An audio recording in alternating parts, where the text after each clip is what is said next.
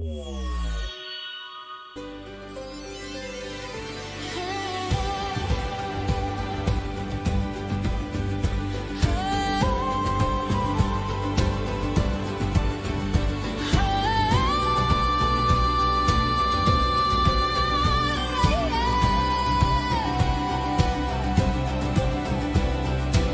cues the stream by the shoreline light.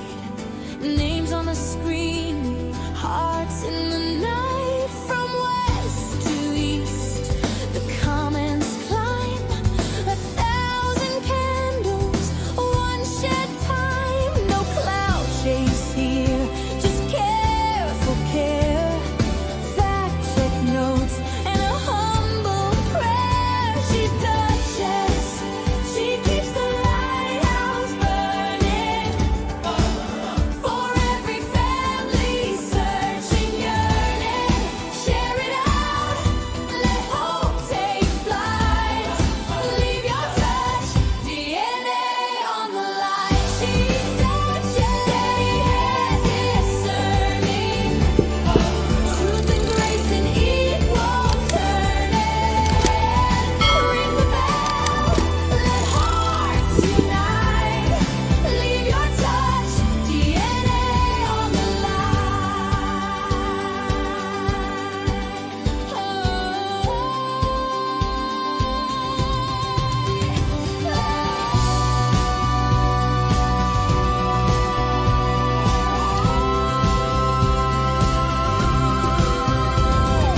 She prints the posters, calls the lines, holds her ground, sets clear confines. Guard your info, starve the trolls. Safety first, protects the souls. Receipts, respect, community. A kinder kind of unity. She's Dutchess. She keeps the lighthouse burning. Dutchess. For every family searching, yearning. Share it out, let hope take flight. Leave your touch, DNA on the line. She's Dutchess. Discerning. Truth and grace in equal turning. Ring the bell, let hearts unite. Leave your touch, DNA on the line. If the waves get loud and wild, she will stand there, reconciled. House rules strong, the signal clear. You are welcome, you are here. She's Dutchess. She keeps the lighthouse burning. She's Dutchess. For every family searching, yearning. Share it out, let hope take flight. Leave your touch, DNA on the line. She's Dutchess. Steady hands discerning. Truth and grace in equal turning. Ring the bell, let hearts unite. Leave your touch, DNA on the lighthouse burning. Lighthouse burning. Lighthouse burning. We started a game we never got to finish. I was just fooling about. I was. I'm your huckleberry. Faded lights on broken nights where lovers fight like children play. There's a shadow in your house, it's full of doubt, never goes away.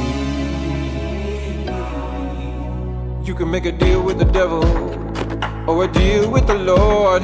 Just two notes ringing on the same passing chord. Say what you want, say what you need.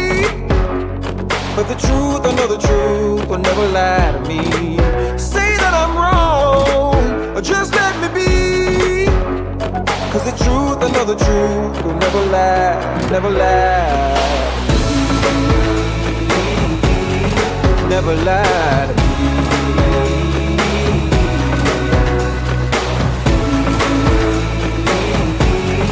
Never lie to me. Open doors, unspoken wars, the words are running round your head.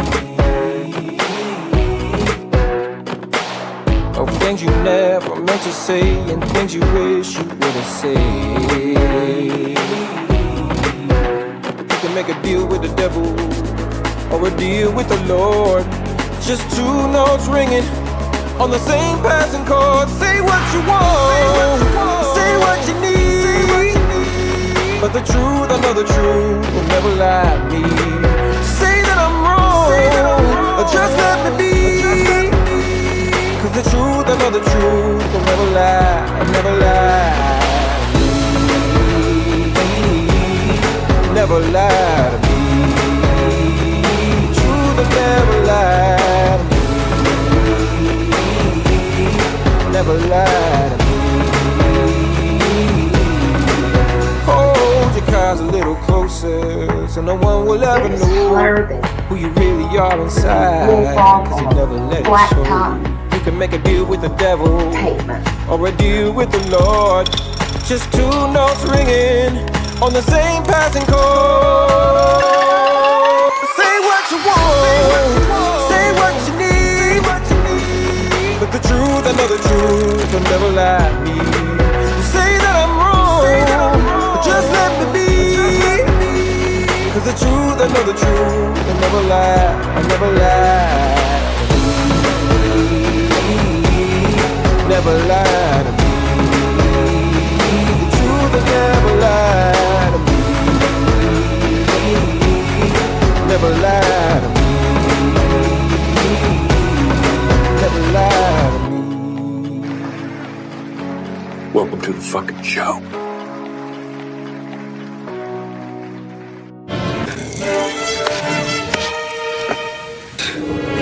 It's showtime. Hey, everybody. My name is Dutchess, and this is where we talk about true crime and missing cases. And I appreciate y'all joining me tonight, where we're going to discover the truth together on the Tyler Doyle case, local to me here in Little River, South Carolina. So thanks for joining me. Please take the time to hit that thumbs up. Make sure you're subscribed, ring that notification bell, share this live stream out. I appreciate y'all being here. We're going to go over a couple of things before we get started.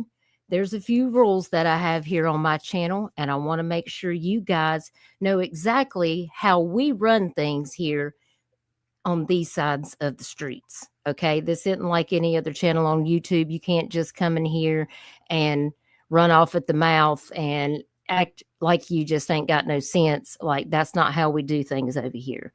If you've been with me for any period of time, y'all know that's how it goes.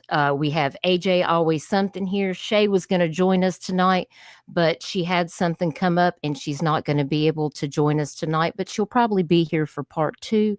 So I appreciate y'all sitting through the intro. I want to give a shout out to the Cromer Reels for making that wonderful song called She's Dutchess. Thank you, Cromer Reels. I really appreciate that so very much. And for allowing me to use that song on my channel.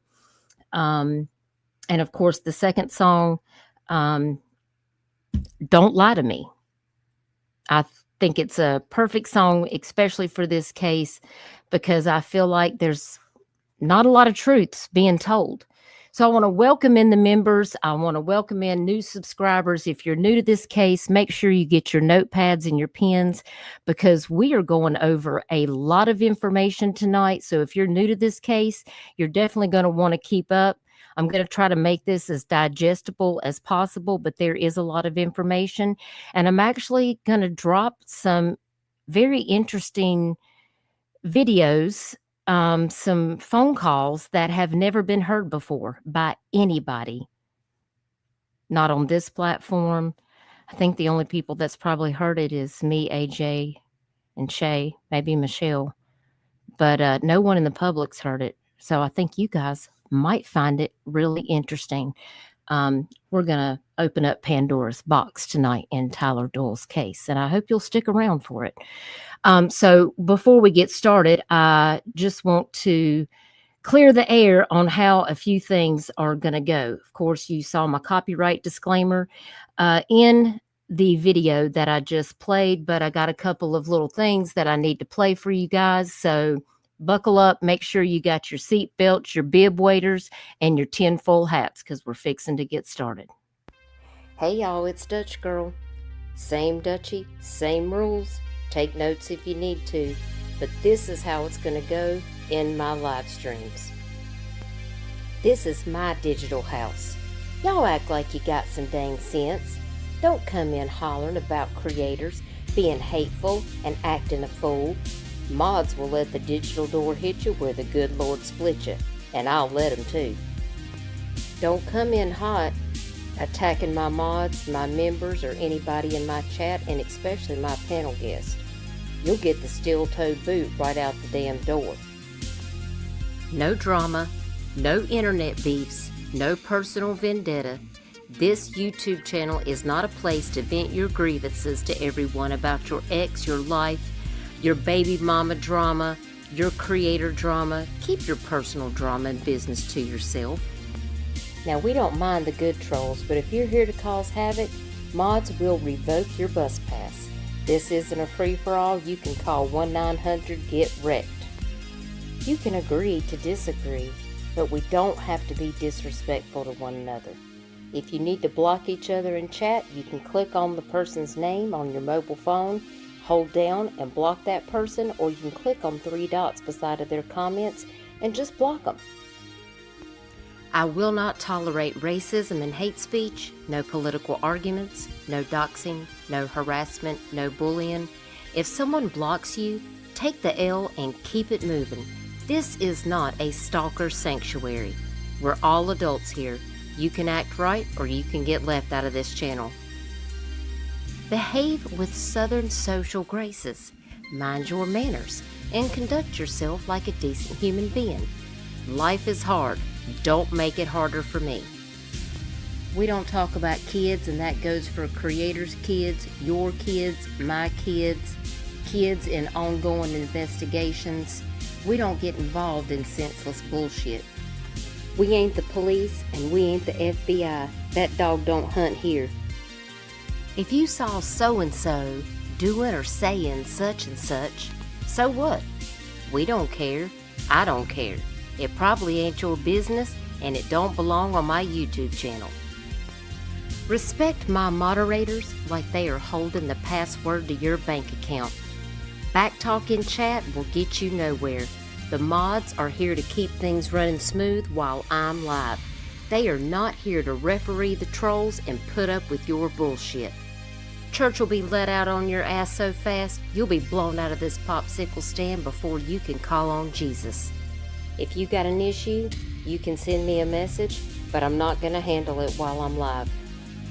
Now do me a favor and click that thumbs up. Make sure you're subscribed.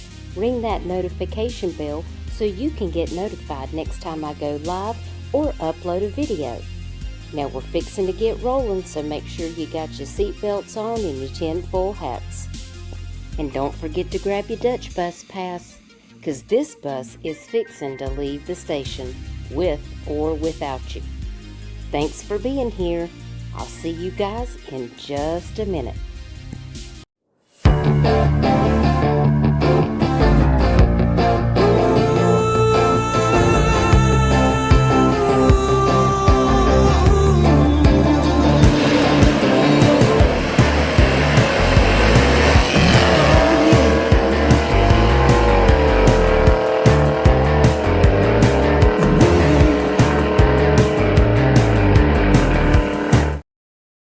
Did y'all not see it? It was Dutchess. Warning. This episode contains content that may be disturbing or sensitive to listeners. Discretion is advised.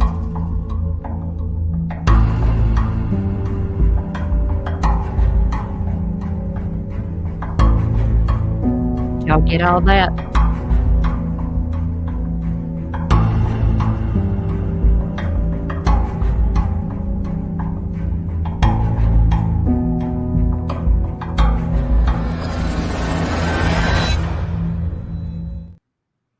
All right, that's pretty much sums up everything I need to tell y'all. So just here's that last reminder. Act like y'all got some dang sense. We don't talk about kids. Don't be talking about other creators. Don't come in announcing other people's live streams. We're all adults here. And mods, you know what to do. So I'm just going to let it is what it is. You've been warned. Want to welcome everybody in. Thank y'all so much for being here. We're going to get started. How you doing tonight, AJ? Talk to us. I am good. I'm good. How's everybody else doing? Let's hear from the chat. How's everybody in the chat doing? Y'all have a nice weekend? Yesterday was Tyler's birthday, and I went out with Miss Linda and Shay and Brian and some other family members out to Cherry Grove Point. And you want to see our face, Kelly? I don't know if AJ's going to show her face, but I'll show you mine. Y'all don't look at my hair now. I've been running around these ragged streets all day, but this is me in my mood light, and I got up here in my bedroom. But I hope y'all are having a wonderful day. Yes, happy heavenly birthday to Tyler. It's hard to believe that it's been almost 3 years, y'all. I know, right? And it was a sad day.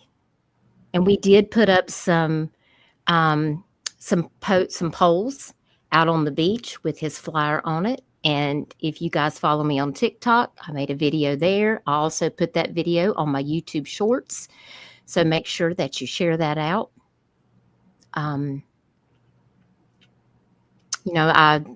went out there and just looked over the jetty. I've walked out on that jetty a few times out there on Cherry Grove Point.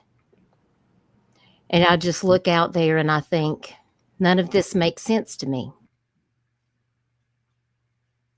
None of it makes sense. And that's why we're here to talk about this. Because there's people that have been here from day one since this all happened. And there's people that are just joining the group. And by the way, AJ, congratulations on having 29,000 people in discovering the truth for Tyler Doyle in the Facebook group. That is an amazing achievement. That's the thing. We've done that together. So and I think it's wonderful because more people are interested in this case. In the beginning, it was kind of rough because there was a lot of people that were saying really hateful things. So to get this case started, in case you guys missed it, I want to play a premiere that I made for Shay. I wrote a case summary, and that's where we're going to start it out. This is all based on facts, and I wrote this out and had Shay to look at it, and I made a video and put it out, and it kind of sets the scene for where we are right now. And then we're going to look at all the details, and we're going to go over why these details, what makes sense, what doesn't make sense, and why we are coming up on 3 years without having the truth, why we are at this standstill. You know, why has SLED been investigating since November of 2023 and we still don't have any answers? And like I said, there's information that I've been sitting on for almost 3 years. There's a lot of information in these cases that I work on. Not everything is for the public. Everything all in due time. There's a lot of things that I have to keep close to the vest. But when the time is right, it's time to open Pandora's box and let some of that information out. And tonight, we're going to do just that as we're walking back some of this information. And I think you're going to find it really, really interesting. So I'm going to share that video. Hey, Miracle, it's good to see you. Thank you so much for being here. It's so good to see all of y'all. Hey, Donna Blackman. I know Donna from back home, from where I grew up. I hope you're doing good, Donna. Hope your sister's doing good too. So I'm going to go over here and I'm going to pull that video up so we can take a look at it. Now, y'all don't have to look at my face anymore because I might scare you. All right, so let me get over here. I'm going to share my screen, and I'm going to see if we can pull this video up. I need to go over here and find it on my videos. Here we go, right here. So I'm just going to share my screen here so you guys can take a look at that. Hey, Wine, Crime, and Mayhem. It's good to see you. Hey, Camshaft. Hey, Michelle and Arctic. It's so good to see y'all. Thank y'all, moderators, for being here. I appreciate y'all so much. I saw Chico and Nonsense slide through too, and Allie and Crystal, Dragon. Y'all give the mods a shout out. We have the hardest working mods on these streets, and I appreciate all they do.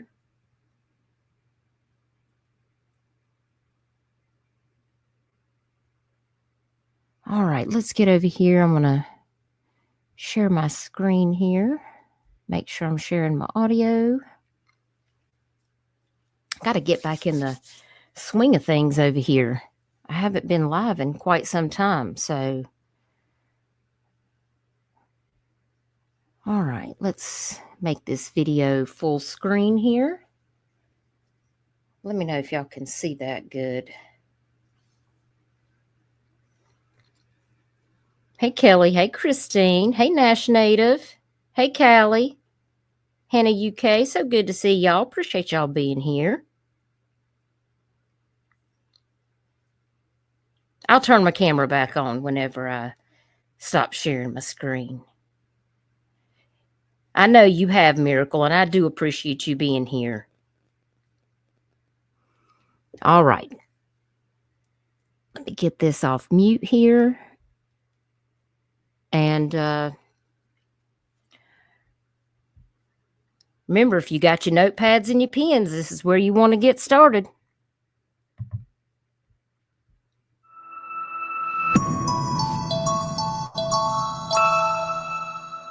Hey, Christina.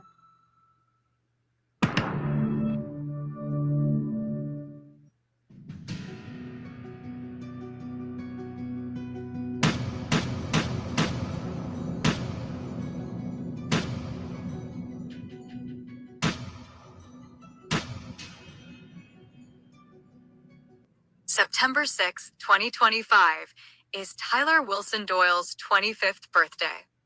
2.5 years ago, on January 26, 2023, Tyler was last seen leaving his home on a Ring doorbell camera with another male to take his John boat out to the Little River Inlet in Little River, South Carolina, to go duck hunting near the jetties. The events of that day are not clear, as the 911 call made by his hunting partner, Christian Holden, stated that Tyler's boat began to sink after letting Holden off onto the jetty with a firearm.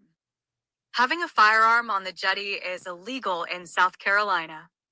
Holden also stated that Tyler took off his waders and put a life jacket on as his boat was sinking. Holden stated he lost sight of Tyler on the 911 call. Tyler made several calls for help to multiple people as his boat was sinking. He was desperate for help and even asked Holden to call the Coast Guard. An extensive search was soon launched with Horry County Fire and Rescue and Sea Tow, who discovered Tyler's boat out in the ocean. The fireboat was able to locate the boat, which only had about a foot of the bow out of the water, and was standing on its end. The boat motor had been caught up in a sandbar and was stuck. The reason the rescue team saw the boat initially was the gas can was floating, still attached to the boat.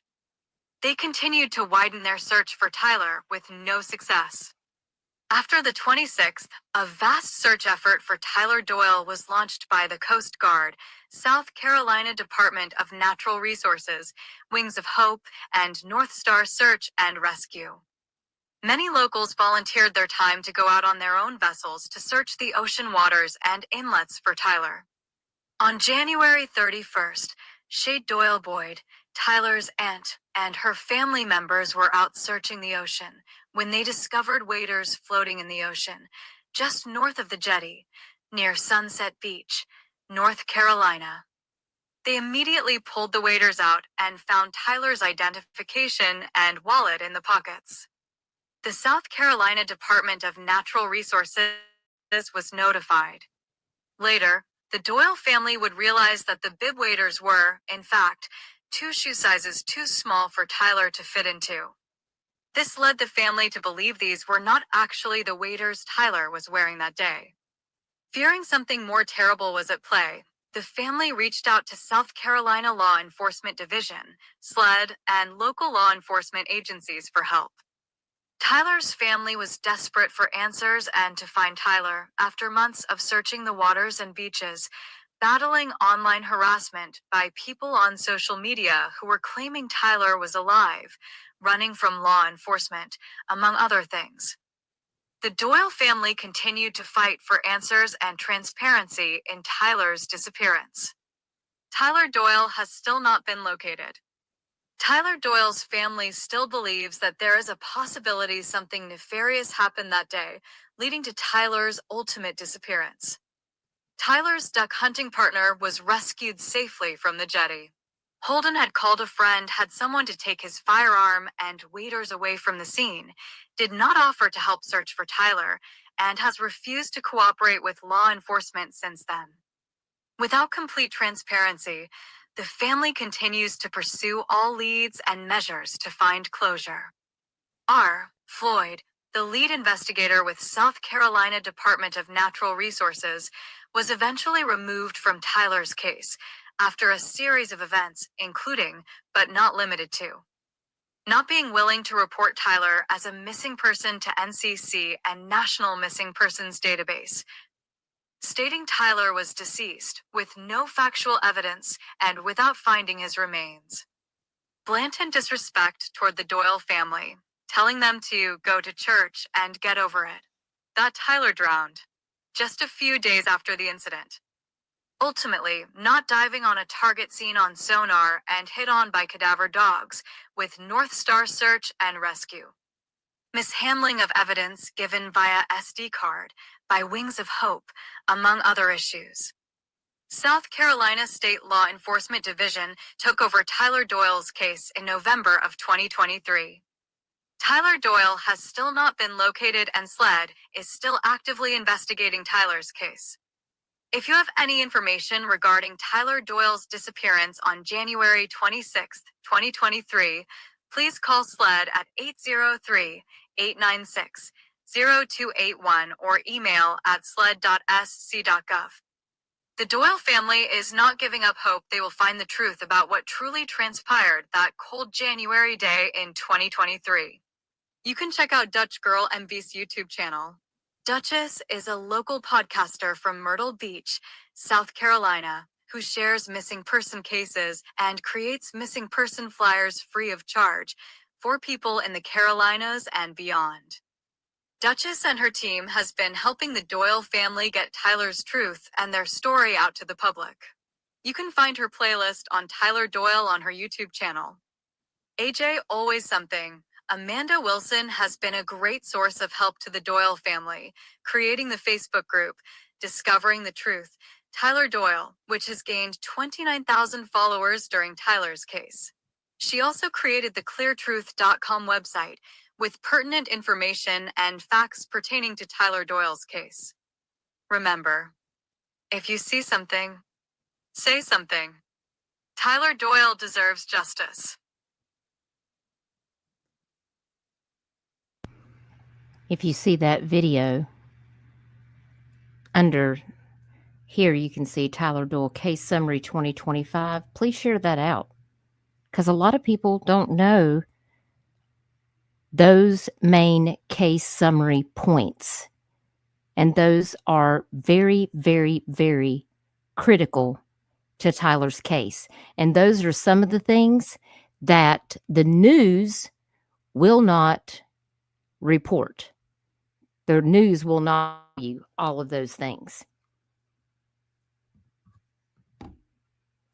Because according to, statements made by Ronnie Floyd, just days after Tyler went missing, Tyler drowned, even though he had no evidence of that. That's what he wanted to tell the family.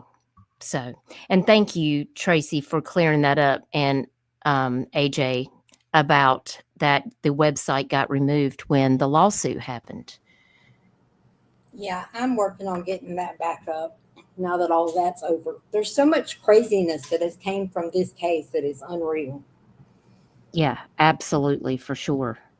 I did see that a lot of people did not know about the waiters being not the right size. Like I said, I would make sure you have a notebook and a pen, because this is factual information, okay? Straight from the family. Those waiters right here, see those shoes? These waiters were not Tyler's size. They were not his shoe size. They were 2 shoe sizes too small. Now, a duck hunter that owns 3 or 4 pair of bib waders is not going to go out duck hunting for hours wearing a pair of bib waders that is 2 sizes too small for his feet. Put a 1 in the chat if you believe that's true, because I do. And if there's any guys in here that wear bib waders or are duck hunters, they'll tell you there's no way that they're going out there and wearing something uncomfortable for hours on end, knowing they've got 2 or 3 other pairs at home that fit them perfectly. So make it make sense. Doesn't sound right, does it? How you just going to find a pair of waders laying perfectly on top of the water? By the way, just to let you know, on that cold January day that the family was out there, they had already ridden past this particular area and were coming back by. When they went past, the waders weren't out there. But suddenly, there was another boat, by the way, that had been following them around while they were out there. Everywhere they showed up, this other boat showed up too. And mysteriously, these waders were just laying out there perfectly, and they weren't inside outward either. And anyone in this chat who's ever had to wear bib waders, and trust me, I've talked to a lot of hunters. If you have to take off your waders, especially in an emergency situation where your boat is sinking, those waders are not going to be right side out. They're going to be inside out, because you're going to have to peel those waders off, and they are going to be inside out. But that's not how these waders were found. They were found perfectly laying on top of the water. Not a crease. And I believe they were doing the lawnmower pattern, wasn't they, on the water? Mm-hmm. While this other boat followed them around. Mm-hmm. Mm-hmm. So make it make sense. And this is where you have to trust your instincts, okay?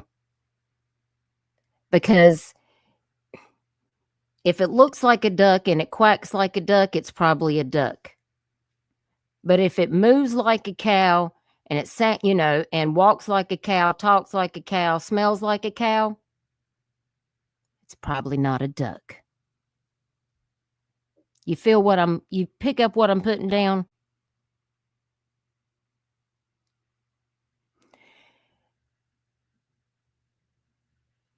That's one of the biggest critical things when that got brought to my attention.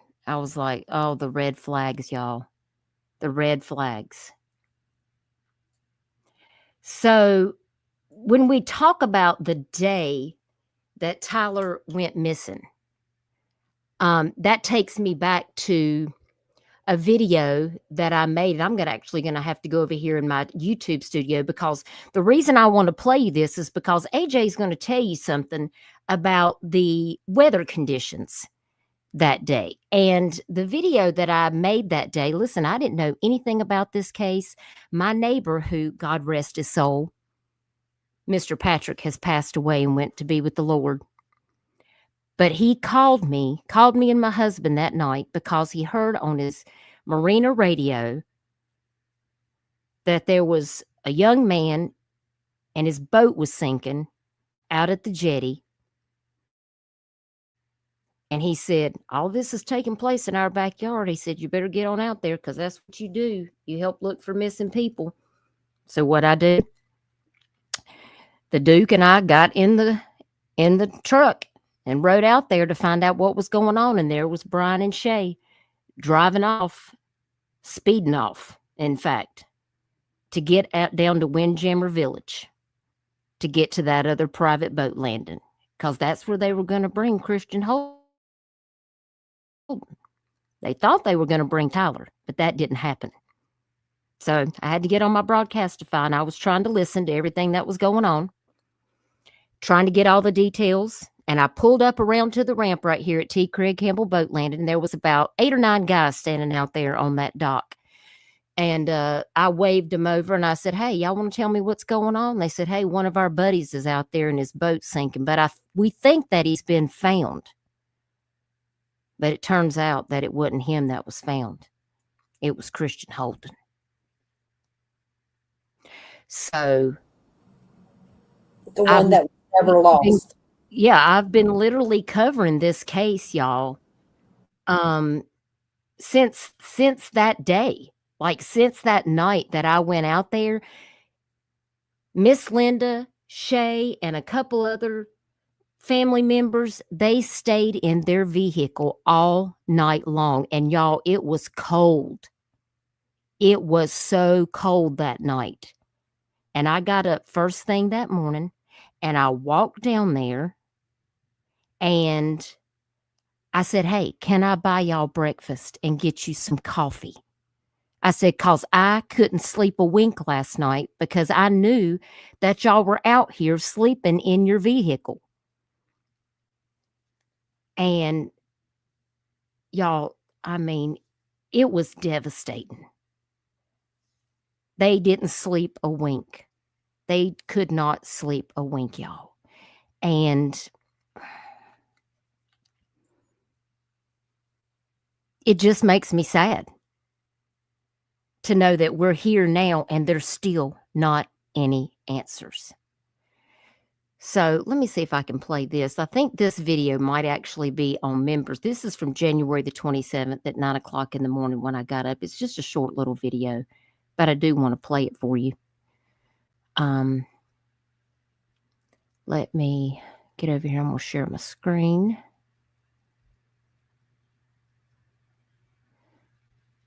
Because if we're going to take it back, I mean, let's just take it all the way back.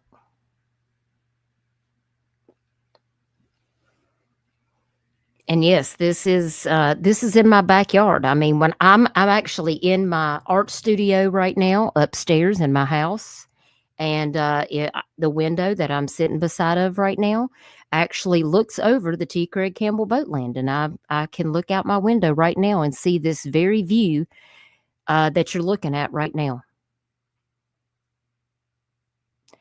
And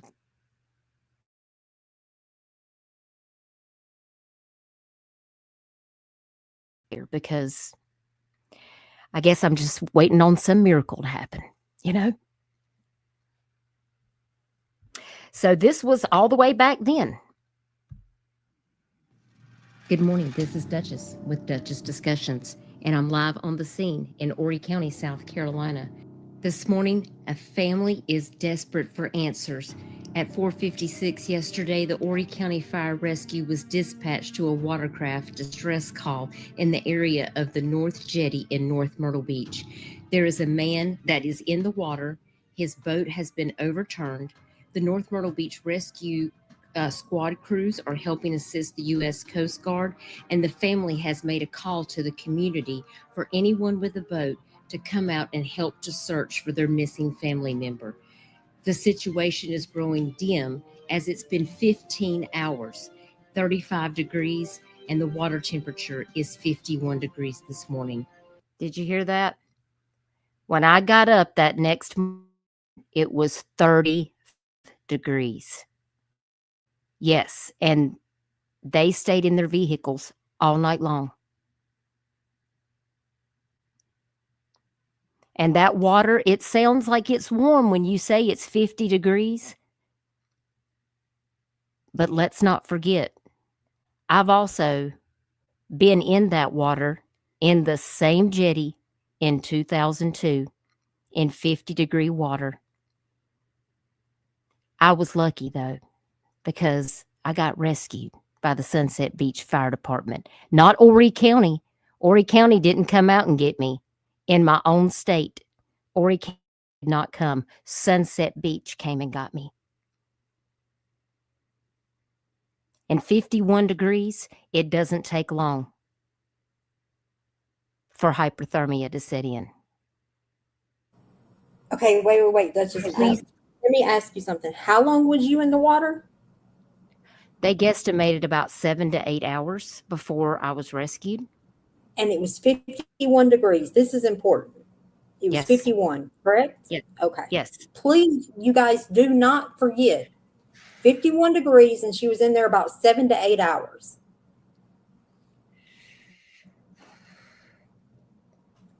Yep, we had our boating accident. It was about 5 or 5:30 that day when our boat ran into a rock outside the jetty and threw me out of the boat. If it hadn't have been for the person that was in the boat that jumped out of the boat, who didn't know how to swim, and swam to me and put a life jacket around me and stayed with me the entire time, I probably wouldn't be here. And God rest his soul, because a few years after that, he died. And he's no longer with us. And I owe my life to him. But he stayed with me. He brought me a life jacket because I didn't have one on. And that's the reason that I made it out, because I actually had a life jacket on, and he stayed with me in the water. And it became nighttime in the middle of February. And we were out in the water until the early morning hours. And it just so happened to be that somebody saw us. They called Sunset Beach Fire Department, and they came out and they rescued me. So, two key factors. You have a person that helped, and you have a life jacket.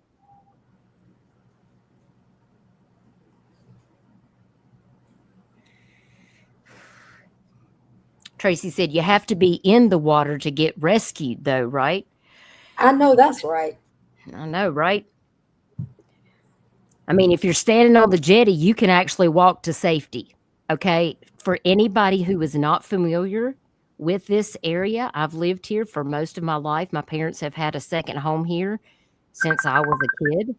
Like, you can walk off that jetty, y'all, even in high tide. You can walk straight off that jetty right up to Sunset Beach. Now, you might have to walk a couple of miles. Just ask Allie and Michelle. It's about 1,100 miles. But you can walk right off that jetty onto the beach, even in a high tide, y'all. You can walk right up that beach and walk to safety. Can you not, Allie?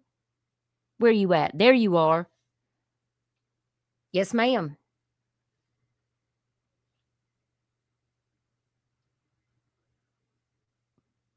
And that was another interesting part to me, too, was he needed rescuing off that jetty. Michelle said, it's far, but you can walk off that jetty. And Allie says, yes, you can. But I wasn't on the jetty. I was in the water. And let me tell you, that current out there, the rip tide is fierce. And it's hard to fight that water, especially where the ocean meets. Like the jetty is where the waterway and the ocean come together. And that current that meets where those two meet together is really, really rough.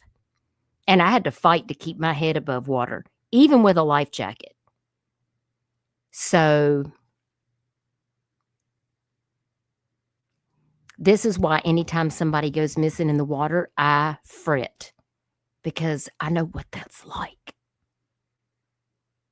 And this is why this case is so close to my heart, because something just doesn't add up to me. Let's keep watching this video. I think AJ might have had a call. So, hey, Rubber Ramada, it's good to see you. Hey, the cat lady. Hey, Ashley, Voices for Victims. So good to see y'all. Hope you're doing good. Hey, Tracy Martin. Continue to pray for this family. I did speak to the grandmother this morning, and they simply ask for people to continue to pray that their family member is found safe. We do have the police on the scene, and I will continue to keep you updated.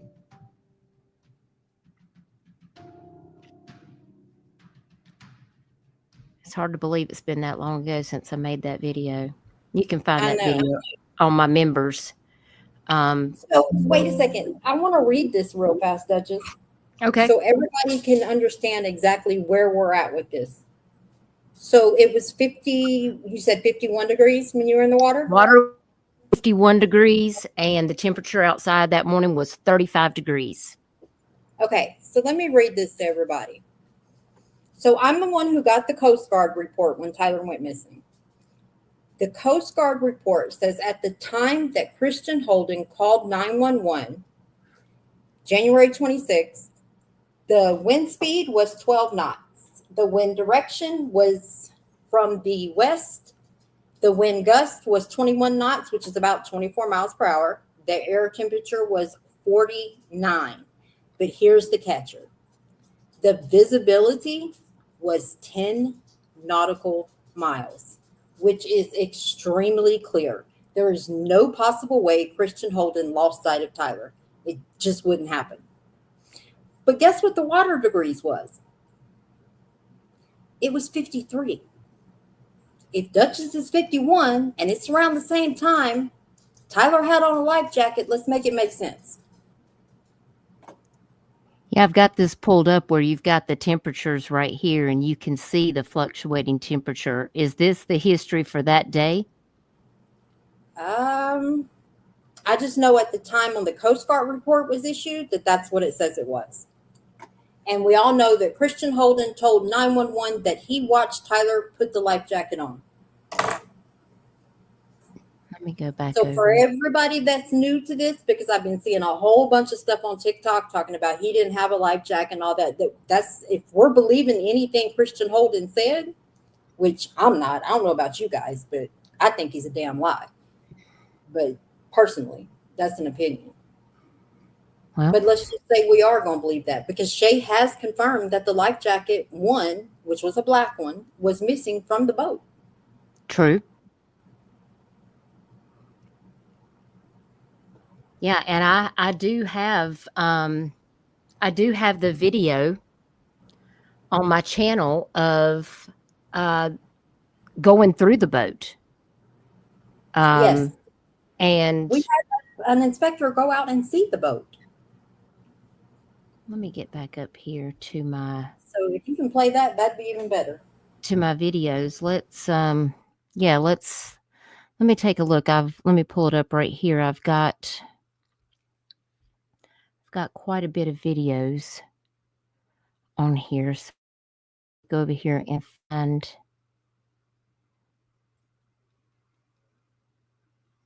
this particular one.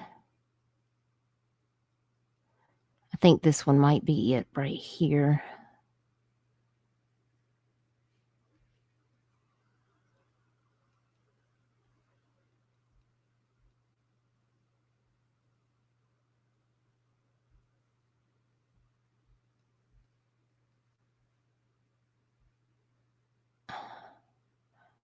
Okay, yeah, I think this is it.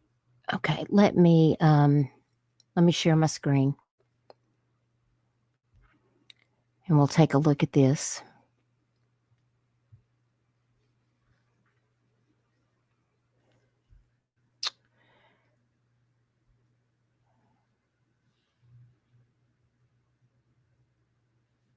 Yeah, I think this one is the right one.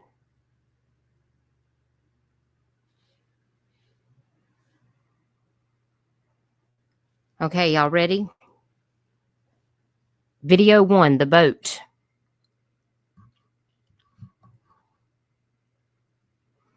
Camshaft says, in my opinion, I think everything was staged to cover up what really happened to Tyler. I think a lot of people think that, Camshaft, and it's good to see you, and I hope you're doing good.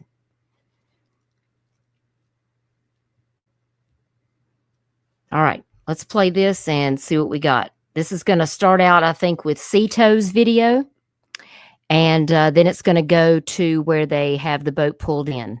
So, welcome in, Misty Martin. Good to see you. Hey, Lisa K. I don't know if I said hey to you or not. It's good to see everyone.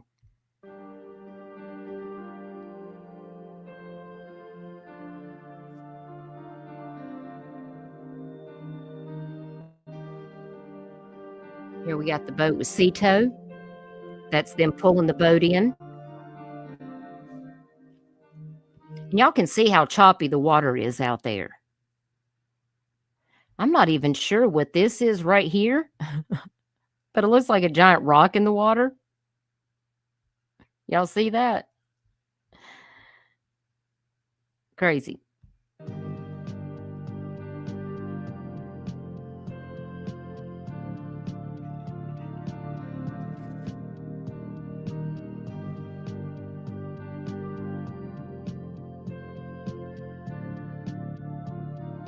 So think about it. If you got a 16-foot John boat and you've got a foot of it hanging out of water, that should tell you how deep the water is. Because remember, the motor was stuck in a sandbar, and that's why it was stood up like that. Is because the motor was stuck on a sandbar out there. So, but you're still talking about this is 15 foot of water out there. And it's rough out there, y'all.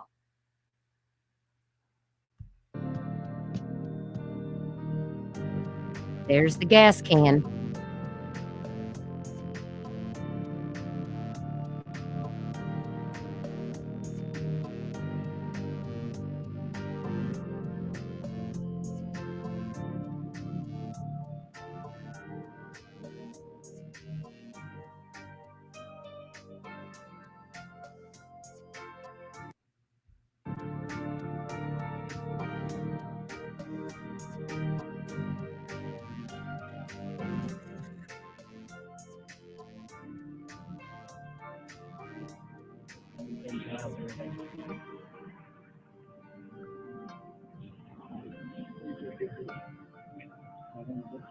All right, this is where they're looking through everything that was on the boat when they pulled it in. Elizabeth, thank you for being a member for 34 months. Michelle, I had to pick up the phone. That's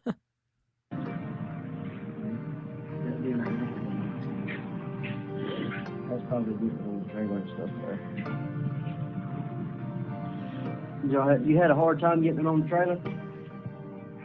No, the trailer was easy because it was already floating. You know if this was already. I didn't do that. I didn't do that. I wanted to know if you was in there that distance. We built this one out.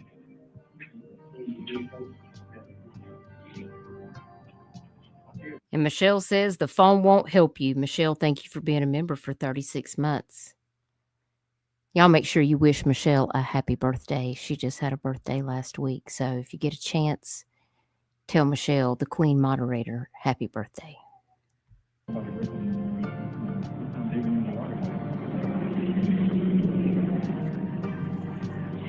job, babe. That's for sure.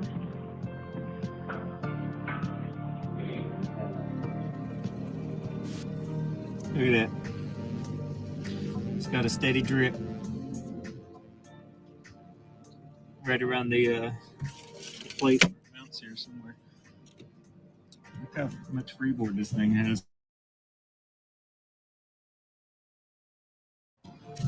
It looks.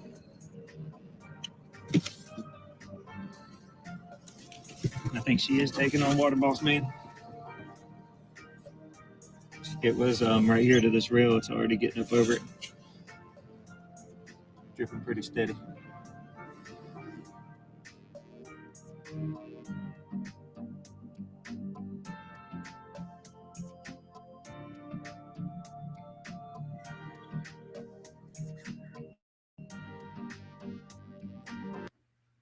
Y'all see that right there? That was one of the first things that I noticed. Remember, we all had the big argument was whether it was dry rotted or whether it was cut. Remember that, AJ? Everybody had their own opinion, if it was dry rot, if it was cut. But I'm going to tell you, that looks like a cut to me. But that's just, listen, this is just my opinion. Camshaft said, yes, that's a cut. I think Arctic said on up there that it was a cut. Hey, 2 Old Crows, good to see you. I hope you're well. 5 Kane says that's a cut. Cass Ann says, looks cut to me. Crystal says, looks cut. Good to see you, Crystal. Hope you're doing good. Fuzzy Puff, doesn't look like dry rot at all. You'd be amazed at the argument that was had over this cut in the gas line. But it looks cut to me. AJ, you there? Wait a minute. Did AJ go to the moon?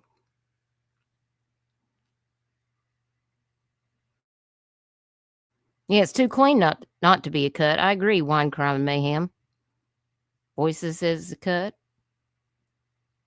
Too clean to be dry rot, says Hannah. Misty says it's a cut. Rhonda R. La Lauren. Good to see you, La. Hope you're doing good. Yeah, this is crazy video for sure.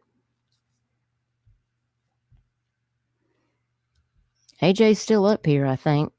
She might be muted. Michelle said, Elizabeth, don't hate me because I'm good. Y'all doing too much. Looky there. I'm telling y'all, that looks cut to me. Camshaft said they had to make it look like an accident happened. We're glad to have you, 2 Old Crows. I hope you're doing well. Appreciate you being here. Yeah, there was a lot of argument over that. But in my opinion, and, I talked to Duke about it. I mean, Duke's been around. He's owned boats. We've lived here on the water for a long time. I've asked people that worked at the marina. We've asked people in our neighborhood that own boats, that own charter fishing boats. They all said it's a cut in the line. So, hey, Be Nice Try. It's good to see you. Thank you for being here. Thank you for being a member for 6 months.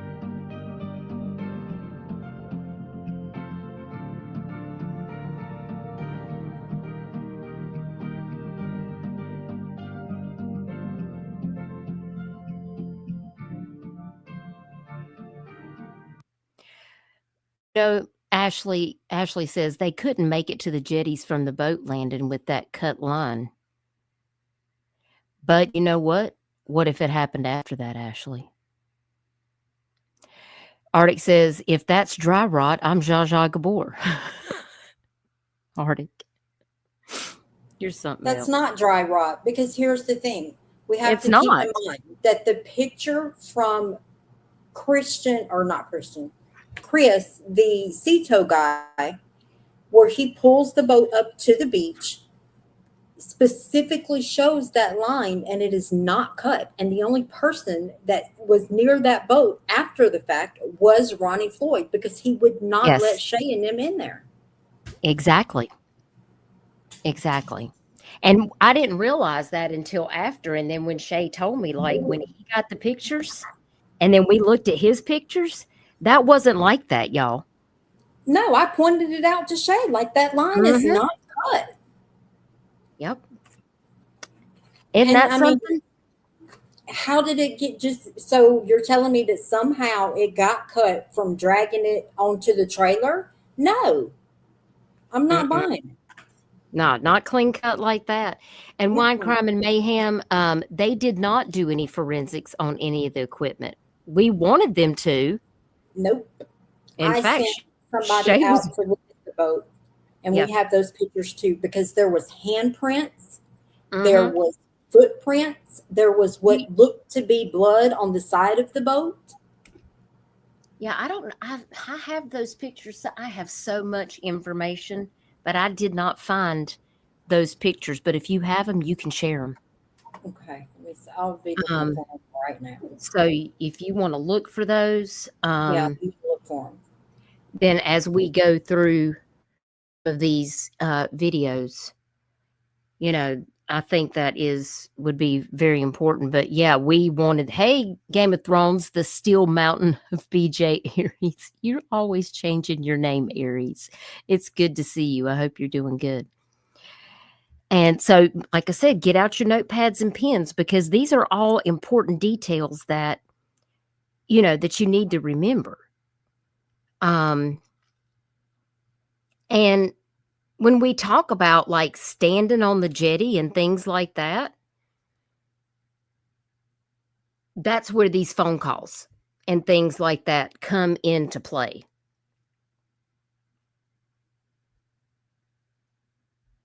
And, you know, that's why I want to have you guys hear the 911 calls again. I want to read the statements. Because I feel like that stuff is very important for you guys to hear.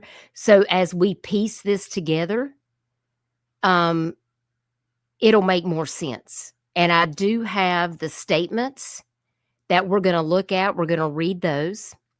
And we're also going to listen to the 911 calls. And then we're going to watch a few more important videos about other things in this case. Hey, Lola Wants. Thanks for being here. Lola says, it's why the boy sent his waiters with the gun. If he hadn't gotten them wet, he would have kept them for another layer while waiting out there. Well, Lola, I mean, we all have our thoughts and opinions on that. But in my personal opinion, why would you have somebody to pick up your waiters and your gun? Because really, law enforcement should have been there to take that into evidence, just in the happenstance that there was any foul play. But none of that happened. And better yet, how does the person that takes your gun and waiters get from his house by Tyler Doyle's grandmother's place where he lives all the way down to the Little River, through the jetties, and out to watch Christian Holden get taken from the rocks? Well, probably because he wasn't actually all the way out there. He was probably nearby the whole time. Of course he was. He had to be. In his own statement, it says the first time, it says the time of the first time that Christian Holden called him. And then at the very end, he says that he watched them rescue Christian Holden off the rocks. And there's literally a 13-minute difference. So make it make sense. Exactly. And I have some of those statements pulled up here in my... Okay, Crystal. Crystal's going to the bushes so she can clean. I know how that is. That's normally what I'm doing when I'm listening.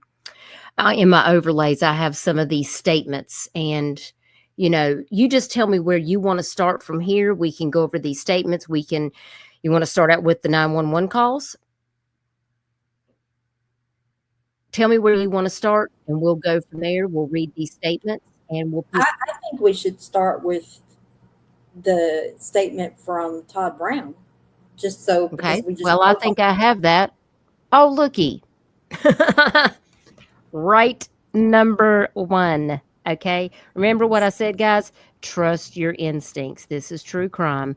You have to go through all of the statements. And this is the statement that Todd Brown, which is the person that took custody of those waiters and gun, because Christian Holden made a phone call to him. All the while, I feel like Christian Holden could have been calling the Coast Guard. Isn't that what Tyler asked him to do, was to call the Coast Guard? But he said he couldn't find the number.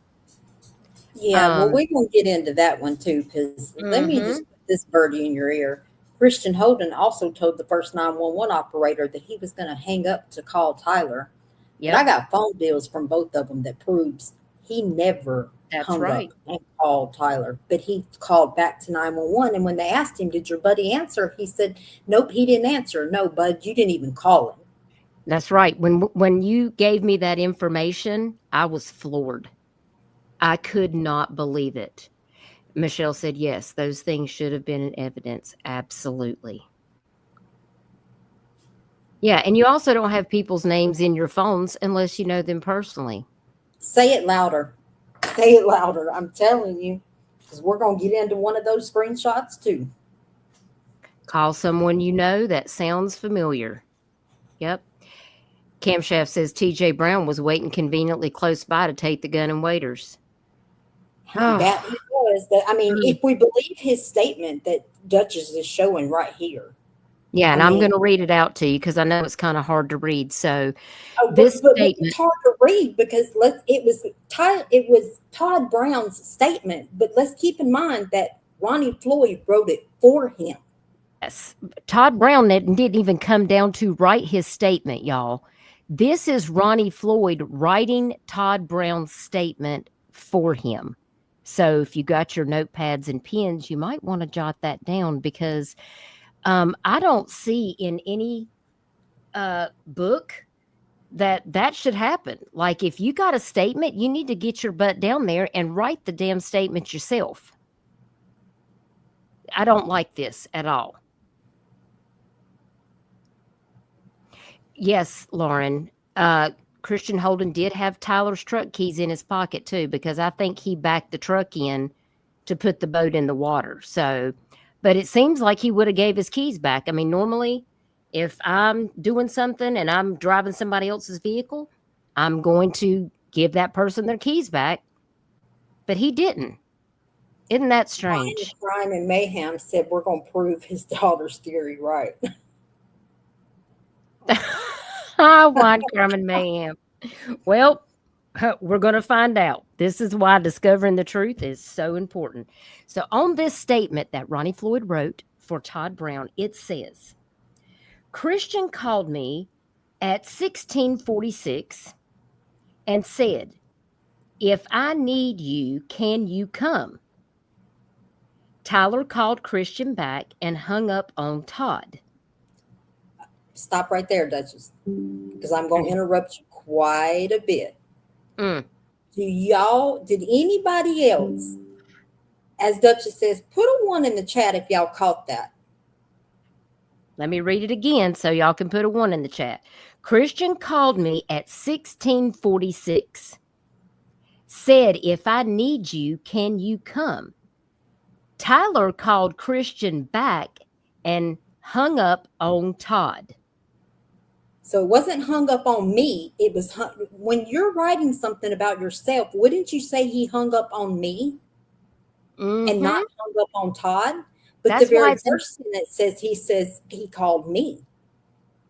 This is why writing your own statement is critical, because you done messed up, Ronnie. Right here. Look at all the ones. They all get it. They sure enough do. Todd say yes. Can't you even write in English? Todd say yes. Okay, I'm telling y'all, that's what it says. Christian called back immediately, and Todd asked, where are at? Really? Ronnie? Are you kidding me? Where are at? Oh my, okay. I'm fixing. So at this time, he still didn't have his location. I mean, what are we dealing with here? What kind of statement is this? Okay. I'm done. Okay. So 1648, Todd asked, I need location. Todd called 6 times without response. You're not showing the oh shoot, I left my listen, I'm still in tarnation land over here. Good Lord. All right. 1648. Todd asked, I need location. Todd called 6 times without response. To who? That's not very specific. 1702, Christian denied call from Todd. 1706, Christian stated on phone with United States Coast Guard. Which was a lie. That was a lie because there was no call made to them. Nope. Okay. 1713, Christian explained the events. That Tyler was 1713. At no time does he say that he has given the location yet, but let's just assume that this call is the time that he gave the location. 1713. That's 513. Mm-hmm. He explains the events. That Tyler was having issues with the motor and taking on water. Christian said, I can't see him. Okay. Christian, go ahead. Wait. Dutchess.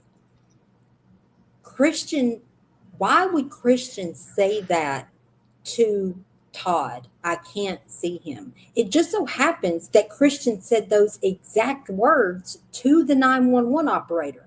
So I feel like Ronnie Floyd actually got things mixed in and mixed up, which is no surprise because it's Ronnie Floyd. But still, there's no reason that he would tell Todd, I can't see him. Because by this point, y'all got to understand, we're talking, it's already been, let's see, the first one came in at 4:53, and now we're looking at 5:15. He had already talked to the 911 and told them he couldn't see him. Hey, Kay Kanuga. It's good to see you.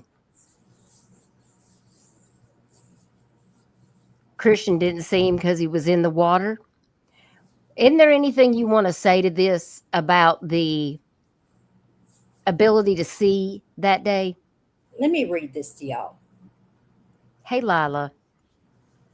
And I've read it before a few minutes ago, but I'm going to repeat it again. Visibility, 10 nautical miles, which is considered very clear.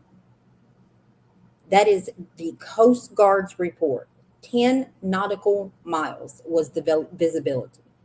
So he couldn't see who. 10 nautical miles. I'm telling you, I have stood on that jetty so many times, and you can see out into the ocean. You can see clear across to the other jetty. You can see back into the jetty. You can see all the way up to Sunset Beach. You can see. The tide was ebbing, and the wave height was 3 feet every 6 seconds. I know people that surf on waves way higher than that. Michelle and Allie are my witnesses. They have been out there with me. They have stood out there on the jetty. They have walked on Bird Island. They have been out there on Sunset Beach. You can see everywhere. And I agree, Crystal. Why did he say, if I need you, can you come? Oh, I think he was already waiting. See, I think this is just, sounds like a bunch of filler. This, none of this is jiving with me. It gives me the vibes. It's not a good purview for me. So I do agree with that. So after Christian said, I can't see him, Christian was trying to flag down that boat for help. The one that's out there, day drinking or whatever they're doing out in cold weather, just taking the boat for a spin with the family, which is odd for such a day with choppy water to be out cruising in the jetty. So Todd said, I'm on way. And yes, words are important. Listen, I wouldn't want this man writing my statement. I'm going to go ahead and tell you, because this is messed up 10 ways to Sunday. Todd said, I'm on way. And at 1728, Todd nears jetty. Now, this doesn't, oh my God. Wait a second. So at 1713 would have been the only time that Christian could have actually given him the location. Because he said Todd called 6 times without response. And then at 1702, because that was 1648. He needed the location. But then he does, there's this whole gap that's left. Like, did he give him the So location? He doesn't tell. He doesn't say. But now let's keep in mind, Todd Brown lives less than a mile from Tyler's grandmother. We're talking like 40 minutes away, y'all, from my house. And to how get long to just where I live. To get through the jetty once you launch your boat?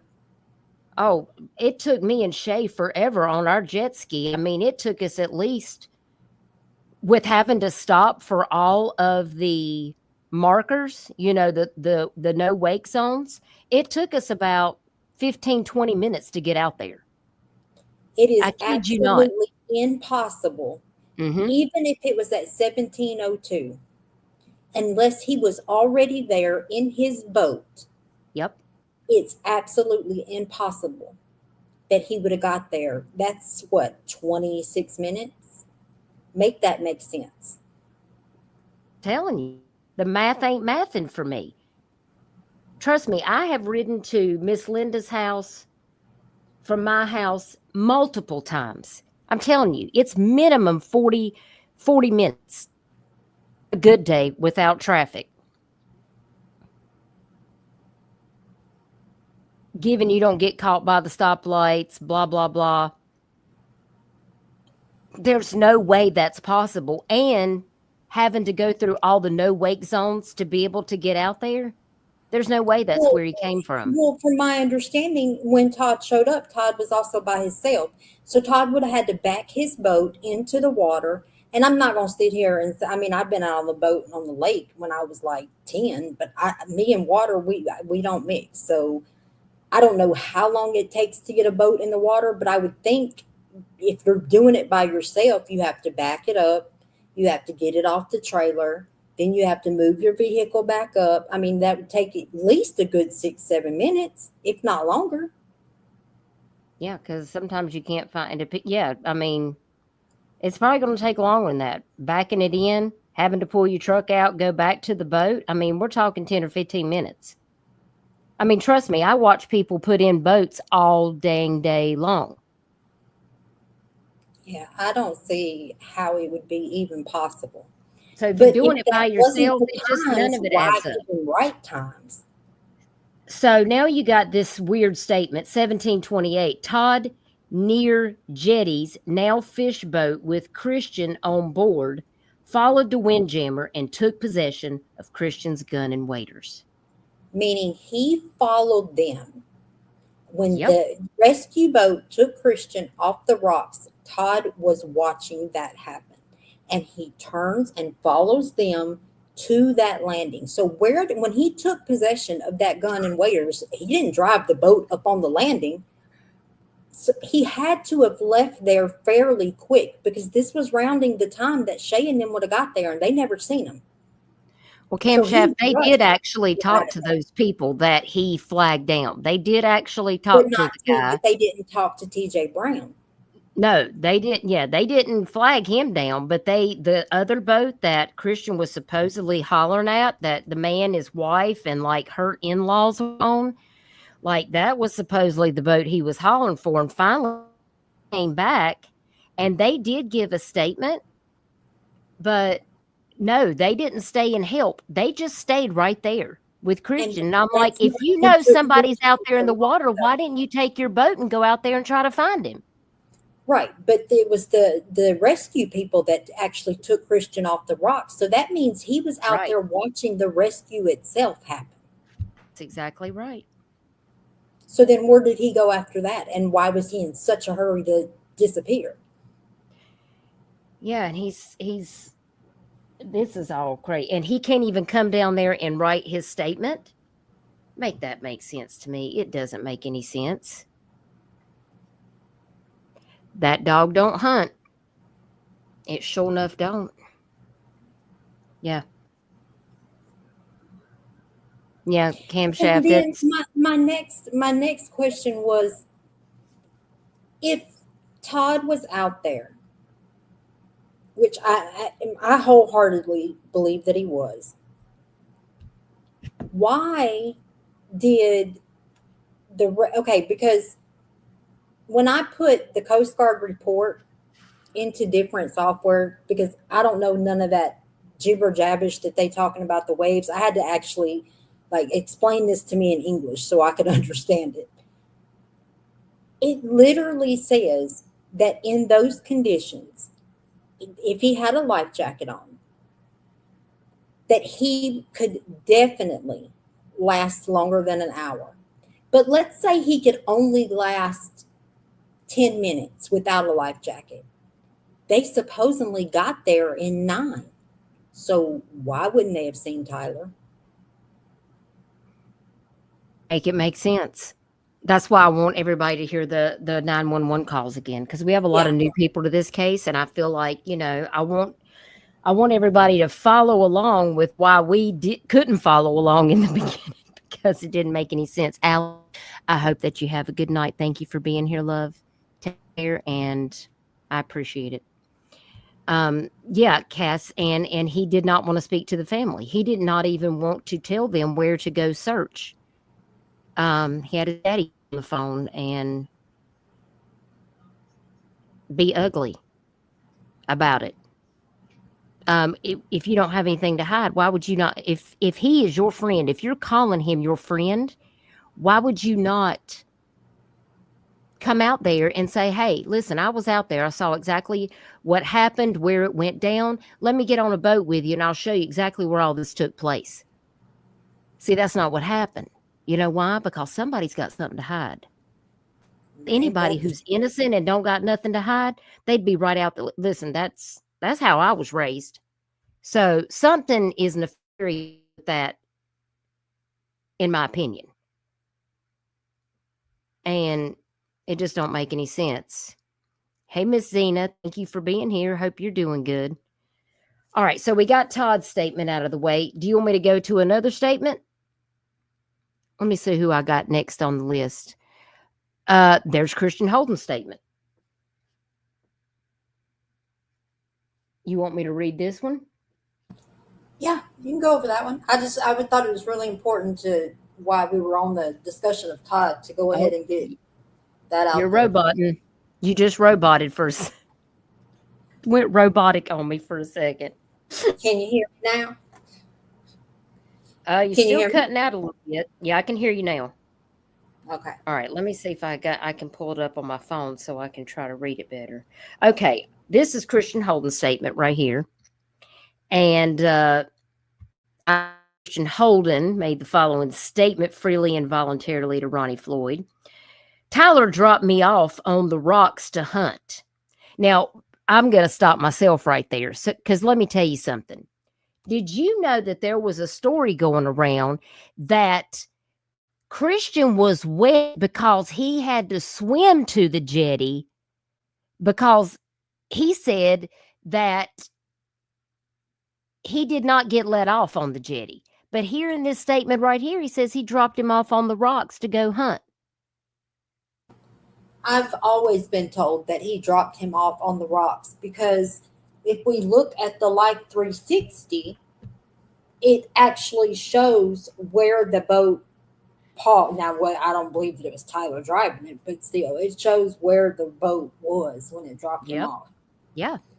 And then so I thought that was wild when I heard that people were going around saying that Christian was telling people that that's why he was scared and didn't want to risk getting off the jetty because he'd already had to fight the water to get onto the jetty. And I was like, cut it out. I mean, oops, sorry. I try not to cuss on here because I know you can get in trouble, but he's a darn lie. I know. So let me start over. Tyler dropped me off at the rocks to hunt while he drove the boat around to find birds, and then started to act up and cut off while I was on the phone with him. I was talking to him as everything was going on, and he was panicking. So he hung up, and I called 911 and transferred over to Coast Guard. No, you didn't. You didn't transfer over to Coast Guard. No, he didn't call 911 either. Let's hold on. Wait a minute. Let me tell y'all something. Y'all got your notepads out? I hope you got your notepads out, because I'm telling you, if you don't write this down, you're going to forget it. Hey, NorCal. When Christian Holden actually waited, I think it was 14 minutes from the time that he hung up with Tyler before he even called 911.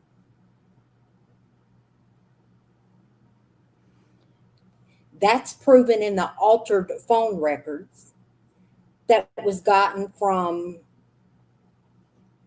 the FOIA request. Because when the phone records, me and another person got the FOIAs the same day, and everybody was like, oh no, that's the FOIA officer that, do you remember that, Dutchess? They were saying the FOIA officer wrote that stuff in there. And I was like, no, they didn't. So I personally sent a message, and they responded saying no, that is how the phone records were handed to them. First of all, what detective lets somebody hand them a phone record? Why would you not just go and get the records yourself? You're the police. And clearly they were doctored by the person who made the phone records. Absolutely, because we have the CAD report that shows what time Christian Holden actually did call 911.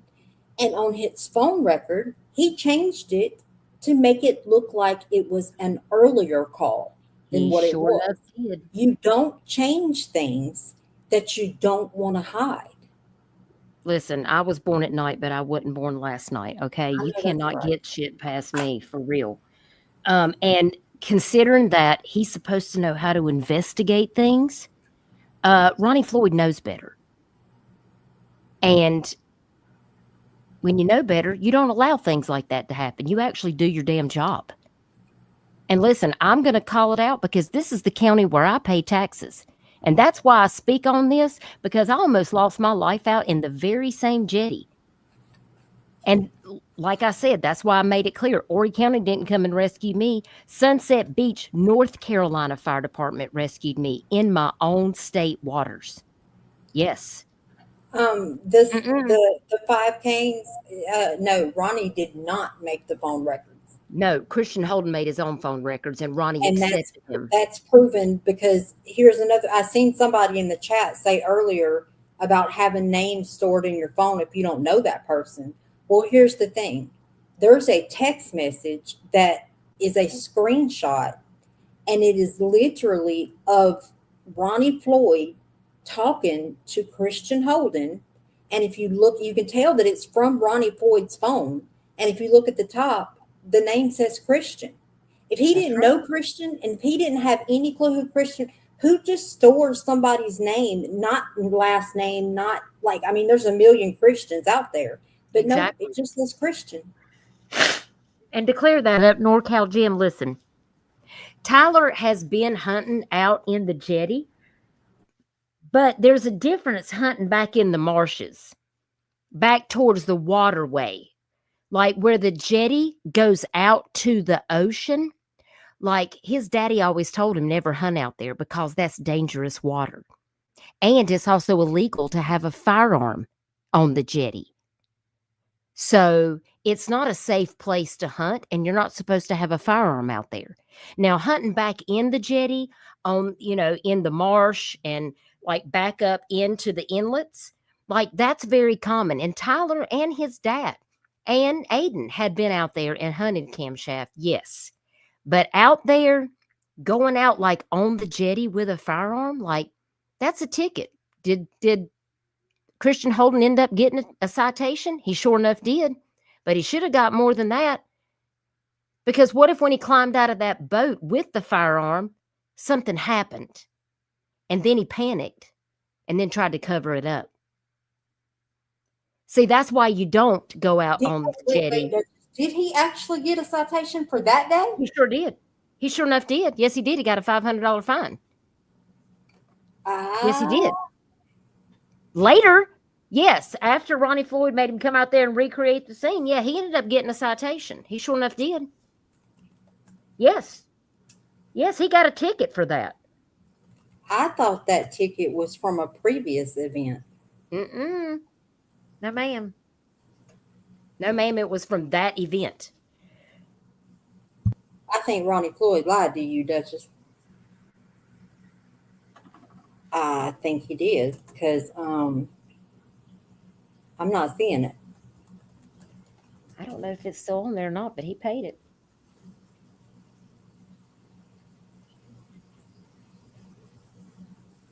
Yep, he was supposedly given a citation. That's what I was told by Ronnie Floyd to my face. I know. I remember you telling me that Ronnie Floyd told Because you we that. sat out there, we had a face-to-face. And that's when I was arguing with him. He and lied. he was getting an attitude with me. I'm seeing them back from 20. I'm seeing them back from 19, but there's nothing. That's interesting that it's not on there. I'm going to have to go back to my records and see if I ever went and pulled it up, because I may have it somewhere. But yes, and I'm sure Shay can tell you that. Yeah, I remember Ronnie. I remember y'all talking about Ronnie Floyd had told you that. But now I just wonder, like, did he just say that trying to, like, smooth the situation over?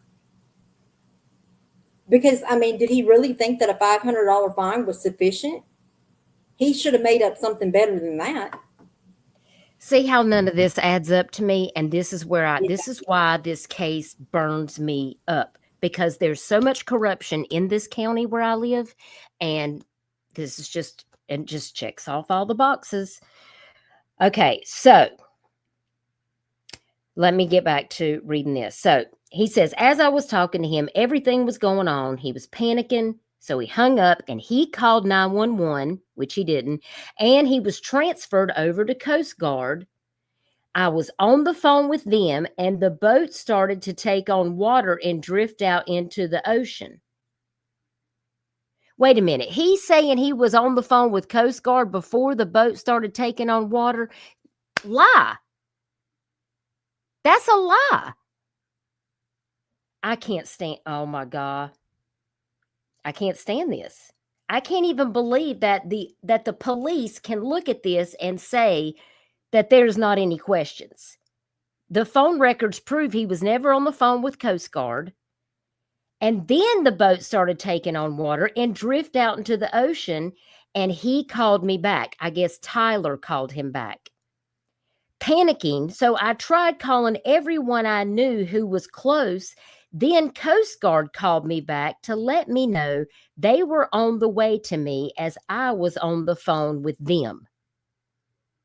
Okay, that statement don't even make sense. How's Coast Guard going to call you back while you're already on the phone with them? But wait a second. That's not the only thing that don't make sense. Back up a little bit. Did y'all hear what he said?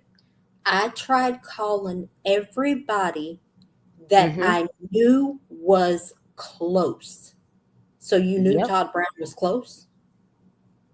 Ooh, see? Busted. I'm telling you, he was not all the way out in Loris. There's no way he could have drove 40 minutes and then spent another 20 minutes going through the wake zones and made it there in the time frame according to these phone logs right here, according to the law enforcement statements. Right there until you just read that statement. Yeah. And I've been working on that since you guys have. No, SLED is still investigating the 5 Canes. They are still on the case. It's been since November 2023, and supposedly they're still investigating, so we're still waiting. They are not done, Cherie. They have not closed this case out. So we are still waiting, and that's, we're going on almost 3 years, y'all. So that's why we felt like it's time to dig in. It's time to dig in. Hey, Dragon, I don't know if I said hey to you, darling. I hope you're doing good. Oh, you're welcome to 5 Canes. And that was the end of his statement. So, and the fact that he just blatantly lied, he was on the phone with Coast Guard because 911 transferred him. You know good and well that, and when till we hear the 911 calls, and you'll understand that we aren't the ones that have it twisted. Okay. Right. But it wasn't the end of the statement. It was just the end of the statement that they released. They refused, because if you look at the bottom, it specifically says, I have read the statement consisting of 2 pages. But for the life of me, no matter how many times I requested it and asked, they would not give me the second page. Yeah, and I tried to request it when I did the FOIA too, and they never sent me the second page either. Hey, Chico. I mean, there's so many red flags. Hey, Miss Kathy, it's good to see you. If I remember correctly, he said that he tried calling and couldn't get Coast Guard, but 911 is actually the one that called Coast Guard. Yes, now that is true. 911 did get in touch with Coast Guard, but they didn't transfer him for him to talk to Coast Guard. That never happened. If you read the statement of CAB report, 911 couldn't get in touch with Coast Guard at first either. The 911 operator specifically says on the CAD report that they were trying to transfer to Coast Guard. Now, let's keep in mind, for those of you that don't know, this was the same exact time that Horry County was moving their 911 station to a new building. Yes, that's true, because they built the new 911 call center out here. Yeah, and that's when all that stuff was being moved. Chico says, so call, you're going to hear that Dutchess is going to play. She says, hold on, that beeping will stop. That's the 911 operator telling Christian that, because she cannot get it to transfer. Right. Yeah, and Chico says, so do you think SLED will come with an arrest eventually, or do you think they'll drag it out till everyone forgets? That's a good question. That's what they're hoping for, Chico. I swear that's what they're hoping for. And that's why it's up to us to not allow that to happen. Crystal says, I don't think Tyler was ever on the boat or in the water. I think they should have been looking on land. The weather you have had since then would have washed a body up, in my opinion. I don't disagree. Jennifer says, I feel like if Tyler was in the water alive, he would have tried to hold on to the boat until help arrived. And if it was an accident, they would have went back to get him. Yeah. Tracy, say it louder for the ones in the back. And let me just clear, I've said this a million times, but I'm going to say it again. Let me tell y'all something. I got a 26-year-old son. I wouldn't care if he was 50. If he was in my household and somebody called me and told me he was the last one to see somebody alive, you are getting on that phone, or me and you are throwing hands. I don't give a damn. You're getting on that phone. You're going to tell these people something. Yeah, he was young and strong, Elizabeth, and he was hot-natured, and the cold water didn't bother him. Shay is convinced that, if I could survive as long as I did, if Tyler had a life jacket on, I feel like he could have made it. And I have to make it make sense, and this is why things do not add up. So that's why these things are important. So that's why if you're new to this case, or if you need a refresh and you need to get your notebooks and pens and pads, or you have questions, if we don't get to all the questions in this live stream, we're probably going to have a part 2, and we're going to need to, continue to have these discussions, because I feel like it's really important for people to know and understand the things that have happened in this case, because you can't make it make sense to me. I have tried and tried and tried. And I don't know. It's very, very frustrating, for sure. So, and Ronnie Floyd didn't want to put him in the NCIC. He didn't want to give him a missing persons report. And in South Carolina, you are entitled for a missing persons report in the first 24 hours. But he refused to do that. Me and Shay stayed on his neck for I don't know how long, until probably sometime almost the 1st of April, before he was entered into the NCIC. And he didn't even know what NamUs was, the National Missing and Unidentified Persons Database. He was like, well, I don't know what that is. He didn't even know what the NCIC was. You know why? Because the South Carolina Department of Natural Resources writes fish tickets. They do not search for missing people. They do not understand about actual investigations involving human beings. That's why they have no business being involved in a search and rescue situation, because they don't know the protocols. And time is of the essence. And if you don't know what you're doing, it becomes critical. Because who are we really dependent on, right? I mean, make it make sense. You can't make it make sense. So let me get over here because I want to see if I've got these 911 calls over here. I think I might have them. I know I've got the phone calls where she tried to call and get the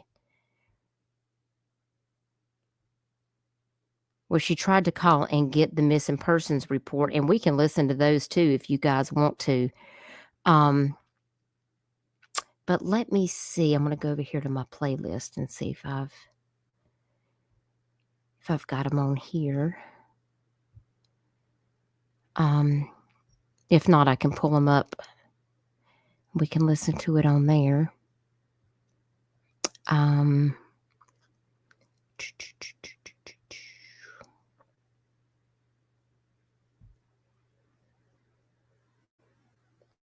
Let me see what this one is right here.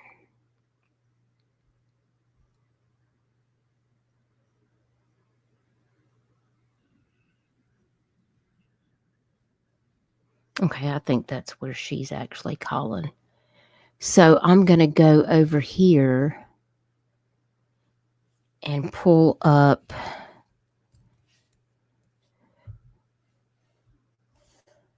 I know I have them on my phone. Let me go back over here. Oh, hang on. My phone needs to be charged. Hold, please. Oh, there we go. Okay. All right, let me go over here to my KindMaster and we will play these 911 calls. I may be able to pull them up on WPDE. I think they have them also.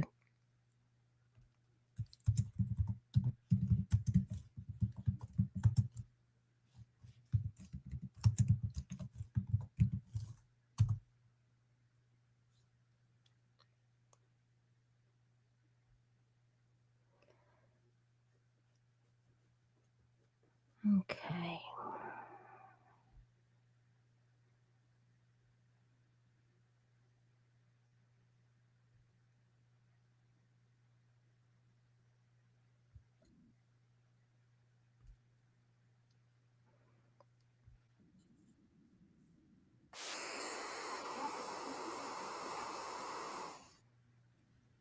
Okay, here we go. Let's see. This is Shay's call right here. Dutchess, can we answer Jim's question about the waiters? Hang on, let me get back over here. I can't see chat when I'm sharing my. Oh, okay. So I don't think he said, wouldn't it have left holes in the waiters? I don't think the waiters play a part in it because I don't think that the waiters that were found were Tyler's. Okay, hey NorCal Jim. Let's see. Duck hunting would there have been using birdshot, which causes significantly less damage when compared to buckshot. Just a thought, wouldn't that leave holes in the waders? Well, the waders they found laying in the water a few days after that in the ocean were not even inside outward, NorCal Jim. And like if you're in a desperate situation in a boat and you're sinking and you pull off full bib waders, they're going to be inside outward. And these were laid out perfectly, not a wrinkle in them, just as if they had somebody had laid them out in the water, like they came right out of the box. And Tyler's stuff was in the pockets, and they were 2 sizes too small, NorCal Jim. And according to his father, he had 2 or 3 pairs of bib waders that were his right shoe size. And these waders were 2 sizes too small. And he said, I don't know why Tyler would have had these waders. He said they're too small. No duck hunter is going to wear these waders out into the water. So the family. I want to know what duck hunter takes $400 cash in their wallet out on the water. That's a good question too. I mean, maybe that's something. And there was no damage done to those waders that were out in the water. I mean, Nope. They looked brand new, like somebody had they didn't have seaweed on them. They didn't even have a film built up on them, like they had been out in the water for several days. Listen, if you've got something floating out in the ocean, it's going to have slime on it. It's going to have seaweed. You're going to know that it's been out in the water for several days. And Well, since when it they has first been went up 3 there, years, they didn't see them. So, well, since it has been 3 years, Dutchess, and nobody but Tyler would be able to do anything about it anyway, let me tell y'all something. I went into Tyler's Facebook. His family you're is well. roboting again, AJ. I can't Am hear I you. still Can you hear me now? Try it again. Can you hear me? Yeah, I can hear you now. Okay. Tyler's family is well aware that I went into his Facebook. And let me tell y'all something. Tyler went to work that day. So tell me, if Tyler had brand new waiters, why was Tyler on Marketplace asking about some at 6:30 that morning? Why would he need to do that if he already had a brand new pair? Yeah, because I think his mama just bought him a new pair. Yeah. And there was the pair in the video, if you watch the ring video. So those wasn't, I don't care what nobody says, those wasn't Tyler's waiters. Yeah, they weren't. You're still roboting a little bit. I don't know if you're losing your Wi-Fi or y'all Because having these stupid storms. monsoon dust storms, we have a dust storm coming. Oh, okay. Well, that makes sense. Out for a minute, I'll be back. Camshaft said, well, the boat that was following Shay, you think they definitely put the waiters out? It is kind of odd that boat was following them around. And interesting enough, we know who was on that boat. Well, we didn't know it at the time. You can hear Tracy? I mean, somebody could have put him out there, but did they check purchasing receipts around the area? I don't really know the specifics on that. I know that his dad said he had a couple of pair and that his mom had just bought him a new pair. So it is interesting that supposedly he was on Facebook. Can you imagine being in bib waders and you have to put your shoes in there and then be out on the water in those for hours and they're 2 sizes too small? Like that don't even make sense. And Hannah, I don't know if Christian's waders were too big. I cannot speak to that. I don't have that information. But anyway, Jim, I hope that helps answer your question about that. And there wasn't any damage to the waders at all. In fact, they look brand new. So I don't and I could really, really, really be wrong about this. So maybe y'all can remind me. But with Christian standing on the rocks, I don't remember him having on waders. Am I wrong about that? I just thought about that. Well, he had a coat on. I couldn't really tell. Right, I see the coat, but I don't remember seeing waders. Well, I mean, I don't know that you would have seen that he had on actual waders because he had on the coat over top of it. So you meant receipt for the size found? Not that I'm aware of, Elizabeth. But that's a good question.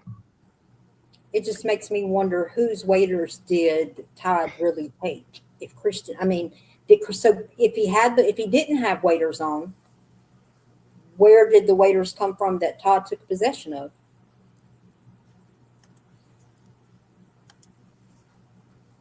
Well, that's a good question because apparently nobody ever asked to see those. So that's a very good question.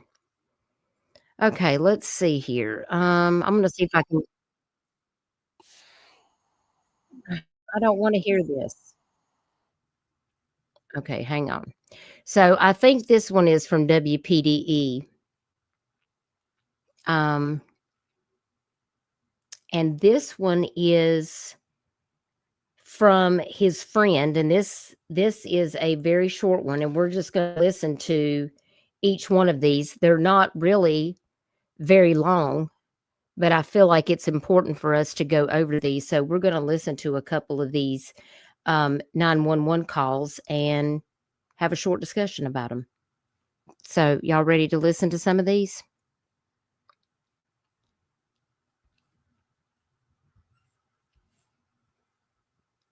And if I'm roboting, y'all let me know in the chat. We're having storms here. Yeah, we're getting thunderstorms here at my house. So Maybe that's why maybe I'm roboting. No, he didn't hand them to the girlfriend. Todd Brown, his friend, took the waiters and the gun from the scene at Windjammer. But he did get in the car with his girlfriend and leave with his girlfriend, yes. And yes, Josh Johnson was finding duck decoys, but they actually were not Tyler's. And Ronnie Floyd didn't take them into evidence. I feel like anytime somebody finds something in the case of a missing person, it should be turned over to law enforcement to be gathered as evidence. And Ronnie Floyd didn't gather any evidence. You know why? Because he's not law enforcement, in my opinion. Because a real law enforcement officer would have collected evidence. But these people were just allowed to go search and do whatever, say, oh, this is Tyler's. Oh, we found this. Oh, this is this. And nobody ever took and made like a list of items that were found. They didn't keep them. They didn't clarify with the family. And it turns out that those ducks did not belong to Tyler. Tyler had his name on every one of his ducks, and they were not his. So I hope that helps. All right, so this very first one that we're going to listen to, not sure who, it doesn't tell us who it is. Let's see here. This one is a really very short one, so we're going to start here, and we're going to listen in here. If there's any problems with the audio, y'all let me know in the chat. 911, what's the address of your emergency? Hey, my buddy, he's out on the waterway, and his boat is sinking. And I've tried to call everyone, but nobody's answering the phone, and I don't know what to do. And he's not answering the phone anymore. So this would be Christian Holden. Okay. I guess his last coordinates were 33.85029 north. Hold on 78. Hold on one second. Okay. Is what 33 what? 0.85029 north. 78.54732 west.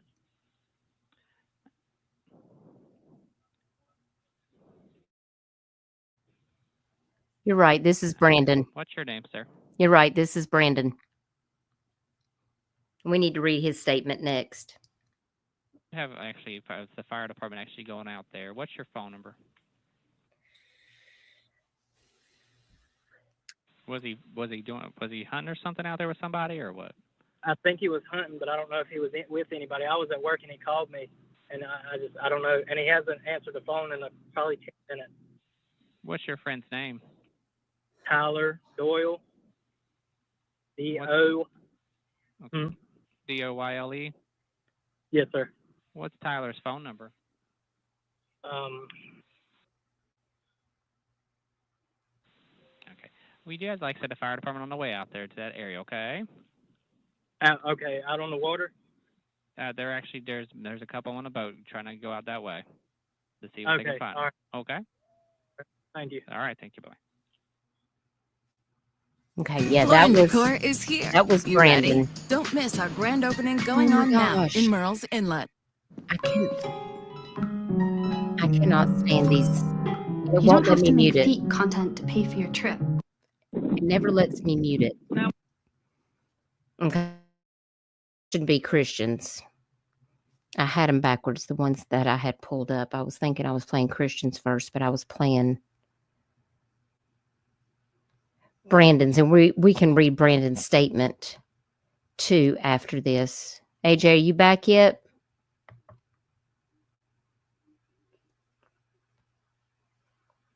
I'm here. Okay. Anything that you want to say about Brandon's statement?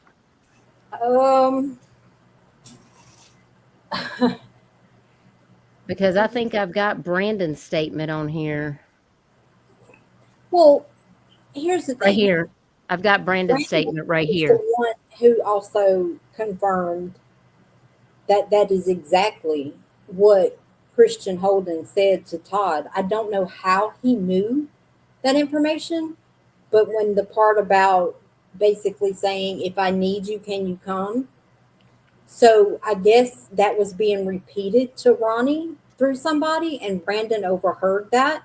And this had all not come out yet. So it's not something he could just, read and say that he heard. He actually heard it. And I know people were saying earlier that that was a weird question to ask. And I think it is. Right. Well, in Brandon's statement right here, get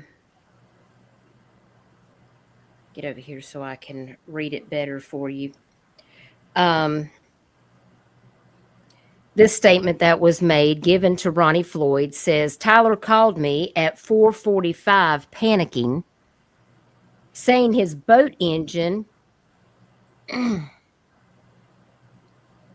would not run and his boat was taken on water. Okay, so at 4:45, he calls Brandon. This is after he's already told Christian Holden that he is in trouble. So then you would think that at this time that Christian Holden should already be on the phone with 911, right? Exactly. But he wasn't. He didn't call him till 4:56. Well, and according to Christian Holden's statement, he says that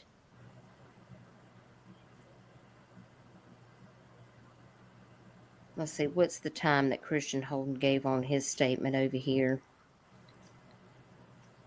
I know his phone logs were changed to show that it was earlier, but it wasn't. Well, he said he was panicked, that Tyler was panicking, and that he hung up on Christian, and that's when he called 911 and got transferred to Coast Guard, and he was on the phone with them, and then the boat started to take on water. Which is a bunch of bull, because but according to Brandon, the boat was taken on water at 4:45. So to me, these two timelines don't line up. That's my point. That's my point. Christian had to have known from the 26-minute phone conversation that somebody had with Tyler's phone. I'm not going to say had with Tyler, because I don't believe that Tyler had in possession of his phone. But somebody had, from Christian's phone to Tyler's phone, there was a 26-minute call. So that is when Christian says, I was on the phone with him the whole time this was happening. You would think that he would hang up with him and immediately call 911, and he did not. Exactly. And no, Tyler never did call 911, No, Crystal. He sure didn't. He sure did not. I wished he would have. All right, so those two timelines don't add up to me, but Christian never gave any times. But Brandon cites at 4:45 that he was panicking and that the boat was taken on water. He hung up the phone, so I panicked and called Buck. Called back. He was more frantic and said his boat was about to go under. I told him to go through everything he could to do to get the motor running. I asked if he had called emergency services, and he said no. Right there in this statement. And he told Brandon he did not call 911. He asked me to call emergency. So first I called CETO. And then Coast Guard, but didn't get through. So then I called 911 at 5:04. So look how much time has elapsed. Tyler called him at 4:45, and now it's 5:04, and he's just now calling 911. Thank you for calling that out, because I have said that I was going to back off Brandon, but let me tell y'all something. I've also heard statements from Brandon's mother that Brandon supposedly claimed that said his friend was telling him, I don't want to die out here. If I hear that from my friend, screw calling everybody else. I'm calling 911. That should have been the very first call that was made. Why would you call CETO And then Coast Guard. Do you know how long it's going to take Coast Guard and CETO to get out there? You need to call 911 so they can get the Ori rescue boat out there to actually rescue him. If he tells Brandon in this statement that he's about to go under at 4:45, and he does all of this and then says, I called 911 at 5:04. Make it make sense, y'all. And then he said, I tried calling Tyler back at 4:57 and the call went straight to voicemail. And that was it. That was his statement. So it's really hard to say because I don't know. Not everybody reacts the same way in a emergency situation. Okay, I'm sorry. Go back. He said he called 911 at what time? At 5:04. And he tried calling Tyler back at 4:50. Mm-hmm. Read what you did. Okay, wait a second. That's what it says. I don't again. know why it's backwards, but that's what it says. I called 911 at 5:04 and I tried calling Tyler back at 4:57. Doesn't that seem out of order to say? Not just that, but at 4:56 is when the first call ever came in to 911. Yes. And it was not Brandon. I know. And Camshaft said, didn't he call his mama? Yes. Yes. I'm going to keep my mouth shut. I'm just going to shut up. I'm going to mute this for a minute. Hannah said Christian didn't answer the call waiting Coast Guard because he was talking to Brown. Now, why would you not answer the phone to Coast Guard because you're talking to your friend?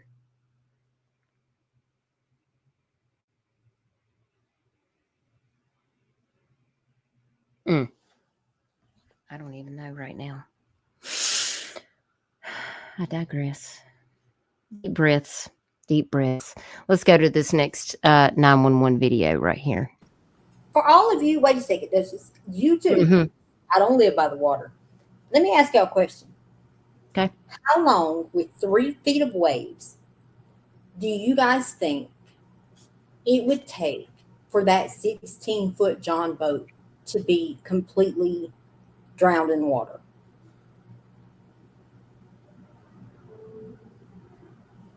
Because if the boat was sinking, I would say 15, 20 minutes. So tell me this.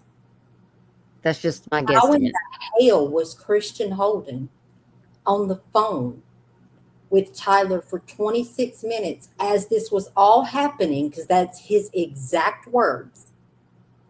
He was on the phone with him the whole time as this was all happening. That phone call was 26 minutes long.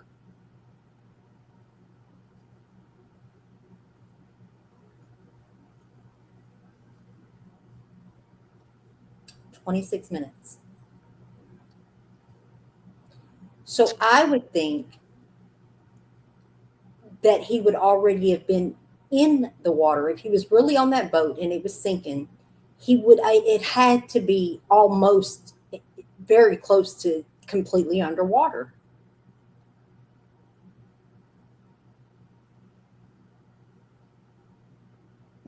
Tyler called his mom. No. Nope. He sure didn't. And he didn't call his dad either. Yeah, Brandon called his mom. Yeah, before he ever called 911, trying to call back at 4:50 also, asking what he should do.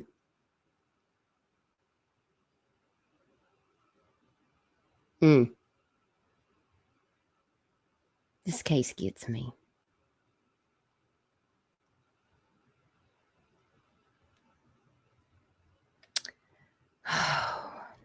Okay, deep breaths. All right. Let's listen to this 4-minute and 18-second phone call right here.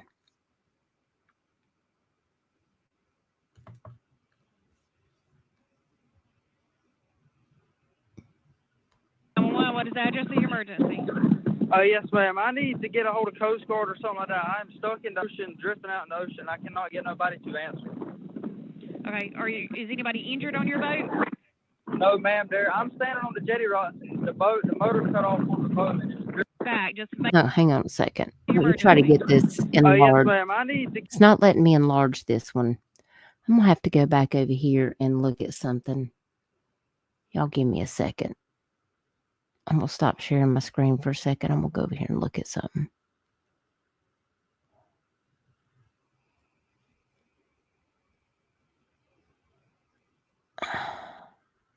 I'm not getting fed up with this.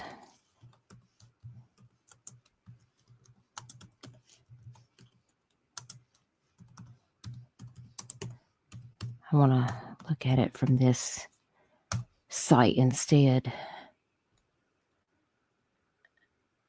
Okay, here we go. Right here. Let me get it.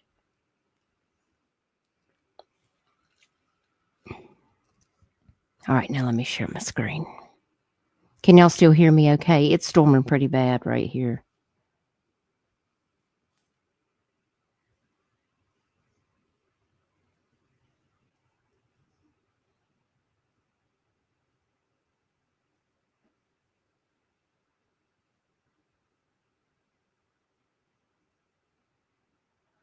Hang on, I'm not seeing chat, so hang on. I see somebody was saying something over here. Chico said, so these folks were literally born on the water, but don't know what to do. Tyler could have swam to shore. NorCal said, if and when those boats take on water, it is fairly quick when compared to a bigger boat. Not much to float like large cushions and compartments. Yeah. I agree. Crystal said the fact Tyler never called 911 is a red flag. Maybe he didn't call 911 because someone else was using his phone to make it look like he was on it. Oh, there it is, right there. Did CH have a call at the same time Brandon was on the phone? We have discussed this at length, Crystal. Yes. And that is a very good question. But the only person that knows the truth is the person that was out there with him today, because there's no other witnesses. Right. And we probably won't get to this part tonight, but let me go ahead and throw this birdie in your guys' ear. So Miss Linda actually begged, and I have this recorded. She begged Ronnie Floyd. I mean, like, to hear this recording is heartbreaking, because she begged, please just get the phone records. So although Ronnie Floyd couldn't find the time in his day to go and request Christian Holden's legit records, he did show up at Miss Linda's house about 2 weeks after the recorded call with Tyler's records. Why? Tyler's records was never in question. But now here's something that's going to blow all your minds. Somebody called from Tyler's phone to a number days after this. Yep. That did happen.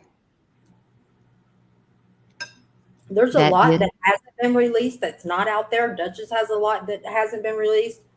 Let me tell y'all something. The phone records that they get from the phone company as what's called investigative records will blow your mind. And I don't care where Tyler's phone was, because somebody had it after the fact. Mm-hmm.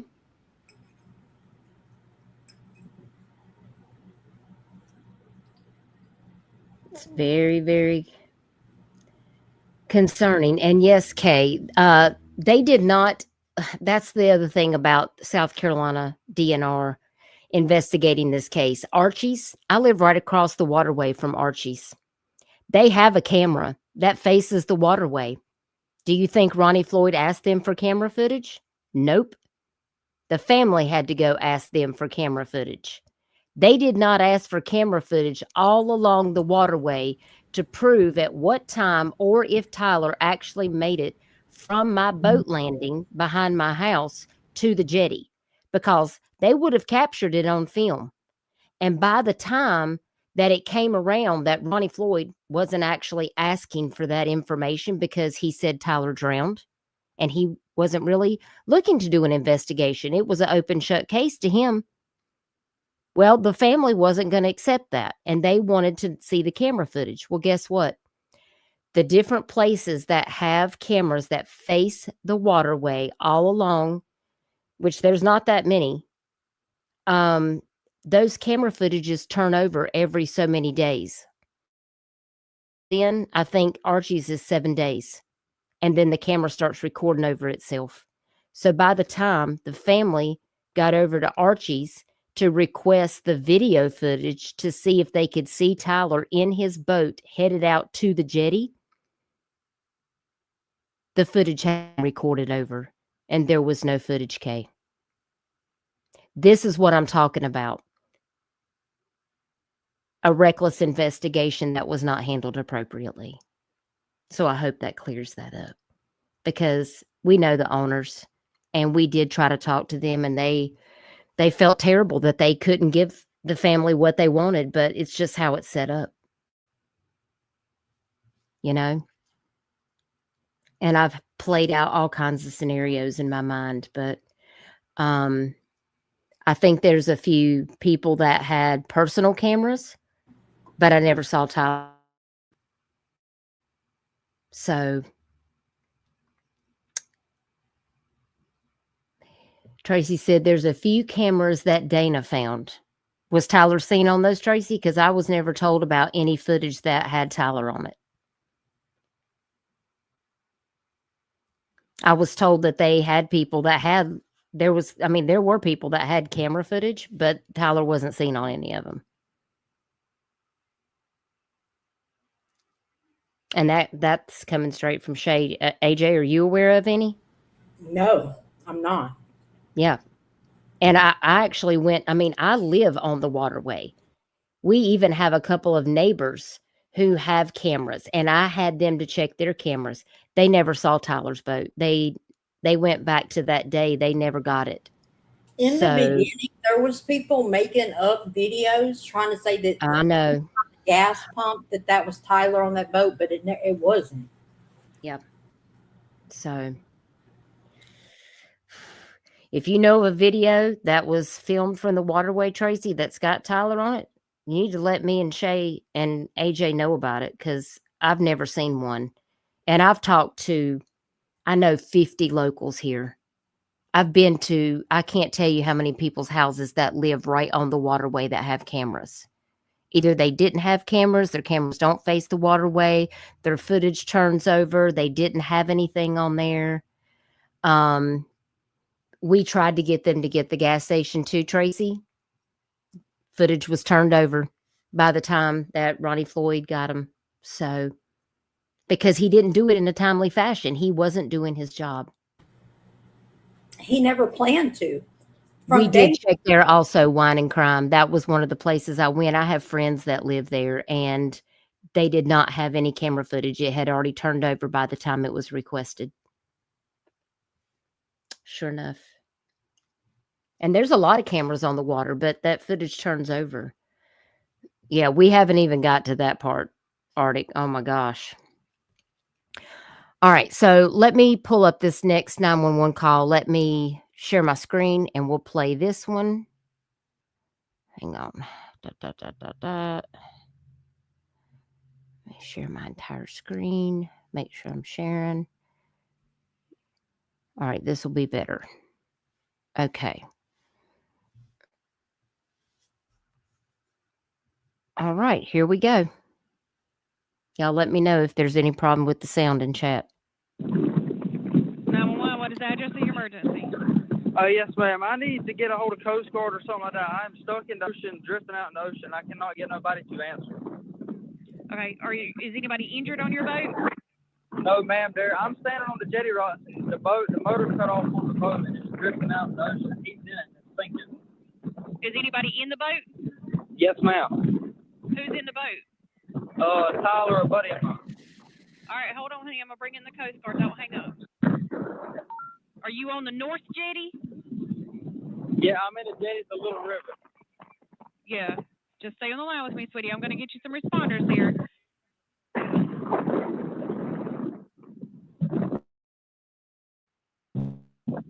So the boat is starting to sink? Yes, ma'am. It's filling up with water. I don't even see him no more. He's drifted out past the jetties in the ocean. Was there anybody else on board besides him? No, ma'am.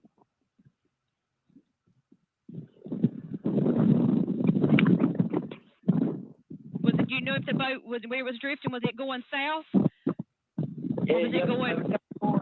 If you're looking out towards the jetty, it's kind of going left. I don't know how to explain it. He called me freaking out.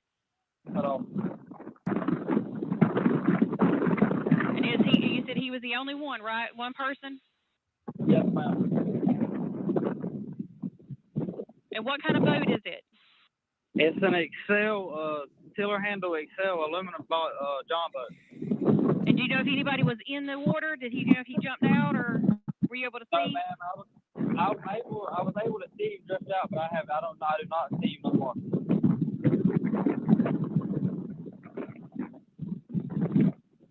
Did you know if that boat had any markers on it, or a name, or anything else on the side, like numbers? It had orange stickers on it. Had orange stickers on it? Yes, ma'am. Did he have a life jacket on board with him? Yes, ma'am. He put it on.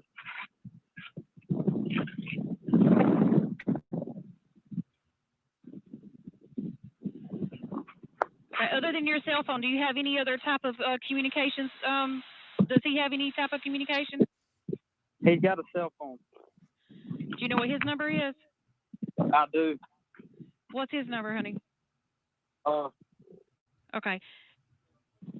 And where did he put out from? Where he launched from? The swing bridge at Little River. There's a boat coming out now.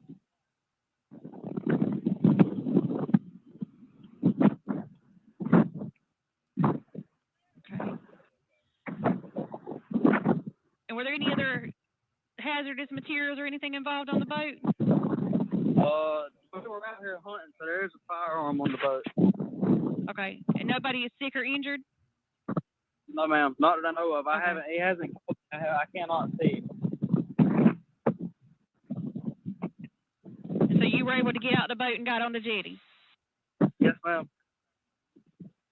All right, sweetie. I do have it entered in. We've got him on the way to you. Yeah, honey?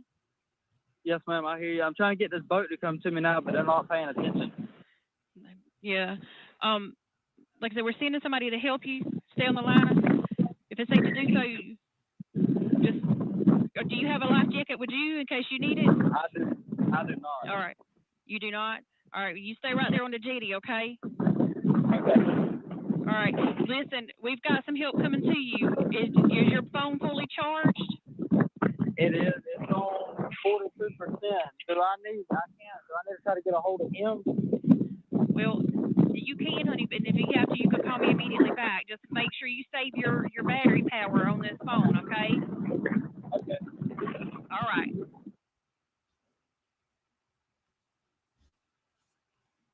It's crazy. It's crazy.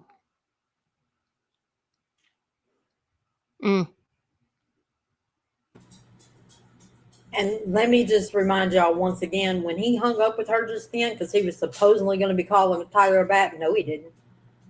The phone records that we got from Ronnie Floyd, the investigation records, they show from the time that the phone attaches to a tower. It starts recording the very second that the send button is pressed. He did not call Tyler.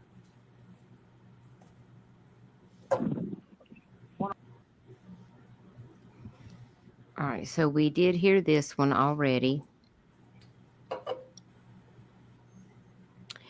And do you want to play Shay's call? I think we should play, my opinion is we should play Christian's second 911 call.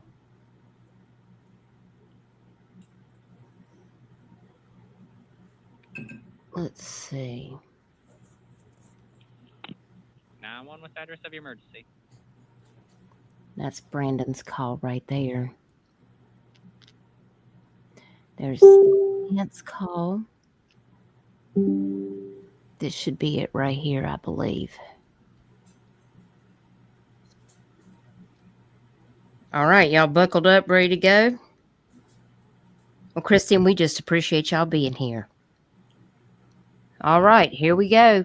Get your notepads and pens. I'm sure y'all might pick up on something. 911, what's the location of the emergency? Oh, yes, sir. I was just talking to somebody, and she told me to call her back about one of my buddies being lost. I do not know her number. One of your buddies being lost? Yeah, she told me to call her right back to try to get a hold of him. Try to get a hold of him, but I can't get a hold to him. 1 second. Are you?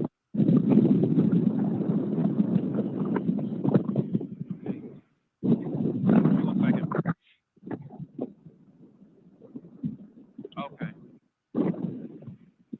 Okay. Were you able to make contact with your friend? No, I was not. There's a boat here now looking with me. They're actually pulled up, but I cannot see him. I do not know where he was. The boat, last time I talked to him, the boat was sinking, and now I can't get him to answer. Okay.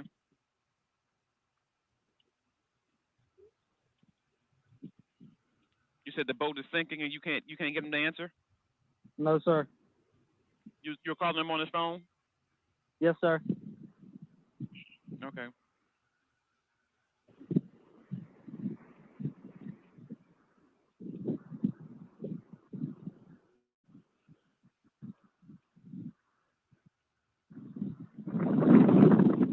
What do you see?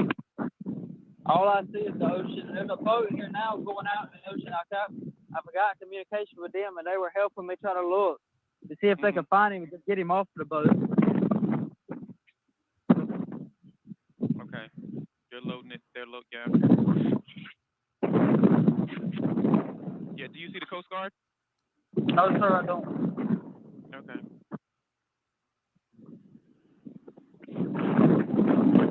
No, we got some communication going on here, okay? So just stay with me.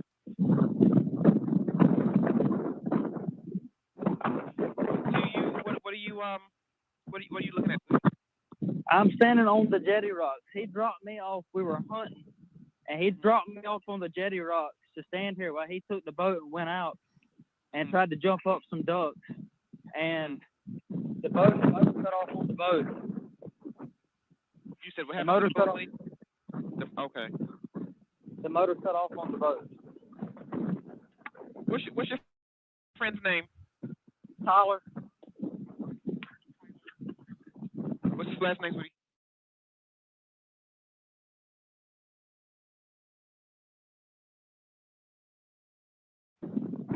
Okay, you said he went out, motor fell off the boat? No, the motor cut off, and he could not get it back cranked. Okay.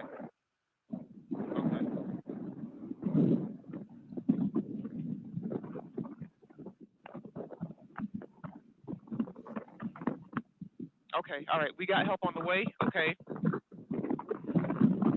Can you hear me?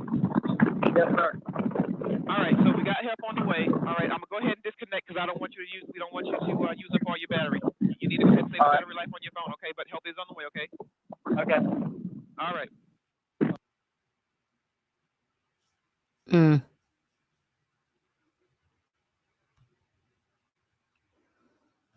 Awfully calm for someone who says he was panicked, in my opinion. He's just a liar. I don't care. Because here's the thing, and I've said this to Shay, and I'm pretty sure I've said it to you, Dutchess. Here's the thing. It is not an unknown fact that hunting accidents happen all the time. I don't know too much about the water, but I grew up deer hunting with dogs and everything else. Yep. Hunting accidents happen all the time. If he had accidentally shot Tyler and panicked, that would have been one thing. But he had plenty of time to ease this family. He sat behind them at the damn races and didn't even speak. I know. I would have no type I was there. Yeah, I was there at the race. I would and I was like, What in the hell is he doing here right now? Are you Trying kidding to me? drug my son's ass up by his ears. He's gonna talk to his family.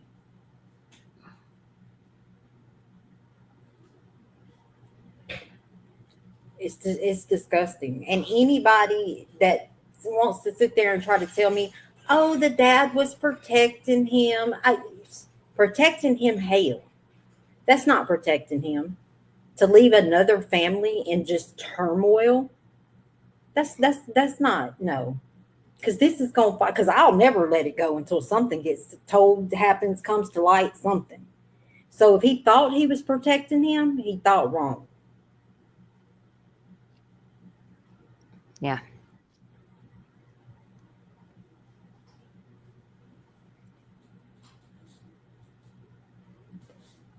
And of course, Coast Guard, when they got there, they did all of these different passes, but they were only searched for less than 48 hours, and they called it. But see, I think a lot of people that just confuse Coast Guard with Myrtle Beach search and rescue. Yeah, Myrtle Beach Search and Rescue tried to stay on it for quite some time. Or Horry County Search and Rescue, whatever it's called. Yeah.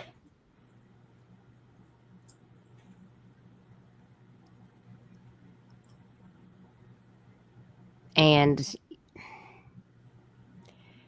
it just doesn't make any sense. Brian Doyle. Oh, hey, Brian. Hey, Brian. Oh, yeah. I here. Everyone that I have talked to that has asked Christian said that he told them a different story every time they asked him about what happened. Well, a lot of people, felt like that when Reed came out and made that TikTok. Reed told everybody that Christian was, he didn't have anything to do with it. And so they were like, see, Christian's not responsible. I don't know if you remember that TikTok video that Reed made. And that was controversial, for a lot of people. But I think Reed's whole intent with that was trying to get all of the drama to calm down so the focus could remain on his brother. I think he said whatever come to mind at the time, thinking that was going to help the situation. Yeah.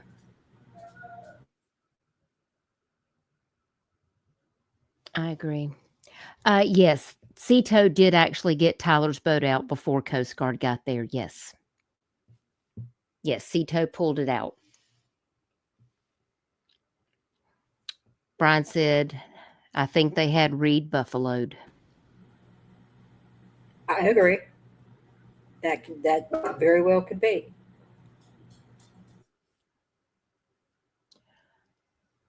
I'm going to go back over here to my studio. Because I want to go back over here to a couple of my videos. And I've had people ask me, quite a few people actually, over this whole period of time, did Brian have a 3-hour phone call with Christian Holden? And I've always said no.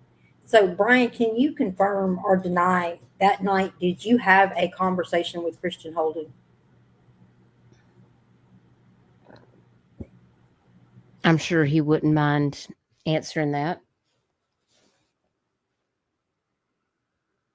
And of course, Brian, if you want a link to come up, you can, or you're welcome to just stay and chat. He says, no, he would not talk to me. Y'all heard it here first. Ooh, that couldn't be my son. I promise you it couldn't be my son. I'd be in jail. I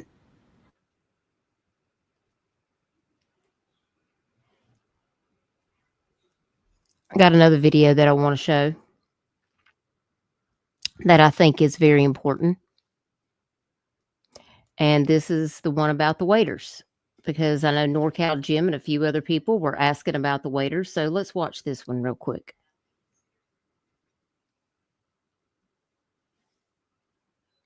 Y'all let me know if the sound, if there's any problems. This is about a 5-minute video, courtesy of Shay Boyd. I put this together for her, and Let's go.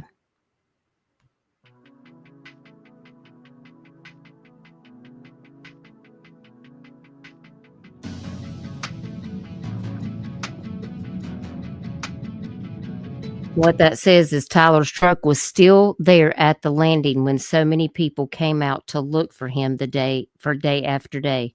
Yeah, Tyler's truck was out there for quite a few days.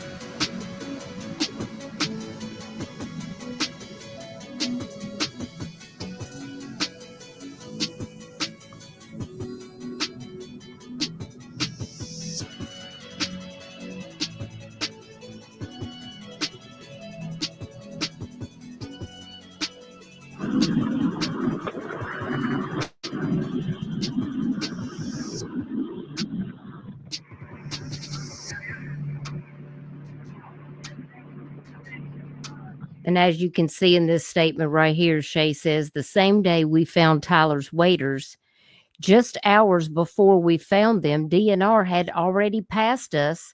So that meant DNR had come right past the area where the waders were. Isn't that interesting?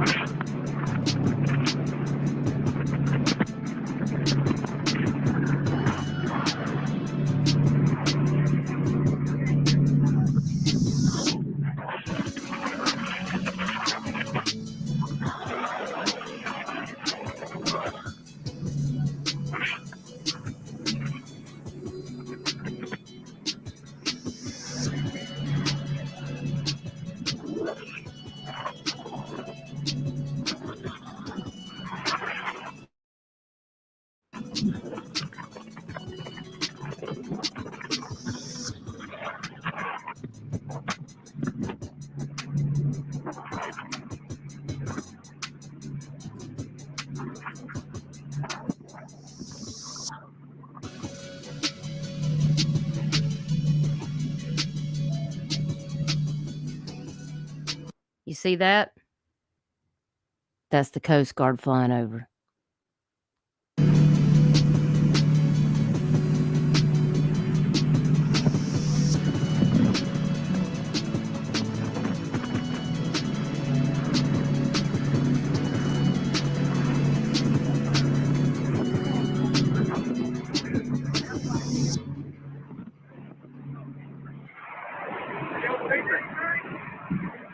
Not yet. Nothing.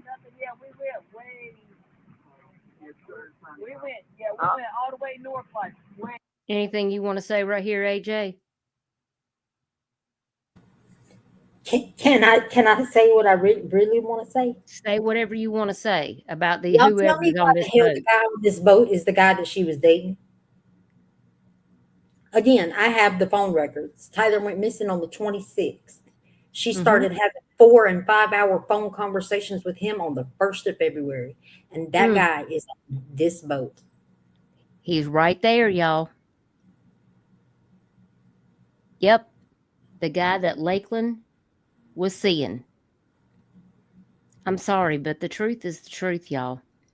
When I had I put on the vigil right here at the boat landing for Tyler, and I can't tell how many people came up to me while I'm trying to host this vigil, talk to police officers, put all this together. I had 5 or 6 people come up to tell me that they saw them two holding hands on the back of a truck. And I said, I ain't got time to play babysitter to anybody. You need to go tell his daddy, and you need to go tell his aunt. Brian knows that's a fact. Yes, Shaft, you are correct. And no wine, I'm not joking at all. I'm talking 4, 5, 6 hour conversations. And I then was there. Trust me, I know. Like, I mean, it's crazy. And looking back on it now, like, I mean, y'all, I had so much on my mind. I had the DJ, I was talking to police, I was trying to, and then I have these people coming up to me, and I'm just like, there's no way. Turns out the guy Lakeland is seeing is right here on this boat, y'all, that was following them around this whole time. Not only that, Lakeland only went out in the boat one time. And before you come for me, let me be the first to say, I do not think that she should have been going out on the boat. I think she was, 6, 7 months pregnant at the time. And that's not why I'm bringing this up. But I am going to bring it up to say that the only time she ever went out on a boat was with him. True or not true, Dutchess? It's true. It is. You can't make this up. Like, I mean, it's still unbelievable that this is how things unfolded. But listen, we're not telling y'all some made up stuff. This is the truth. She literally started dating this guy like they were holding hands at her husband's vigil that we put on right here at the T. Craig Campbell boat landing. Brian, am I telling the truth? I mean, that's Tyler's father in chat, y'all. Y'all know I ain't gonna lie about it. I'm gonna tell you what. He handed her $1,000 in cash at that boat landing. Yes, he did. Brian, you know I got your back. Brian's like my brother. Mr. Duke in there, he'll fight somebody for Brian. You are absolutely correct, Ashley. That's right. That's right, Ashley. And if y'all don't know who Clay Strickland is, well, that's a discussion for another day. All right, I'm going to keep playing this video. I just wanted to give you a chance to say it. That way, and then went down along the ocean and then back, toward the shore and then back up this way and nothing yet. Yeah, we've been down to Deloach and back right here. We haven't been down the shoreline over there yet. Okay. All right, well.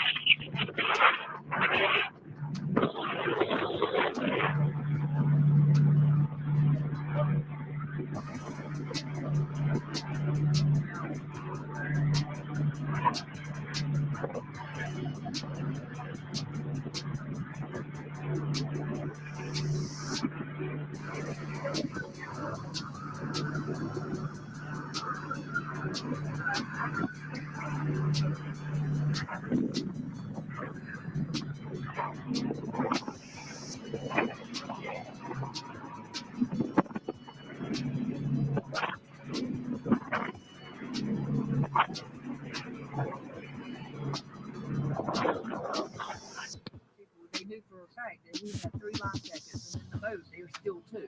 So there's 1 life jacket missing. Yeah. So if he was smart enough to get the waders off, then he could have had it. And he could be out here floating somewhere. He could be. There's that one rusted bullet. I still trying to figure out who goes duck hunting with 1 bullet.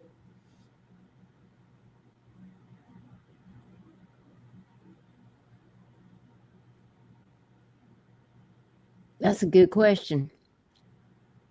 I know you can have them, in your gun or whatever, but duck hunting is duck hunting. Like, I would hope that if you're going out there, you're going to plan to shoot more than 1, 2, 3 ducks. So where's the rest of the bullets?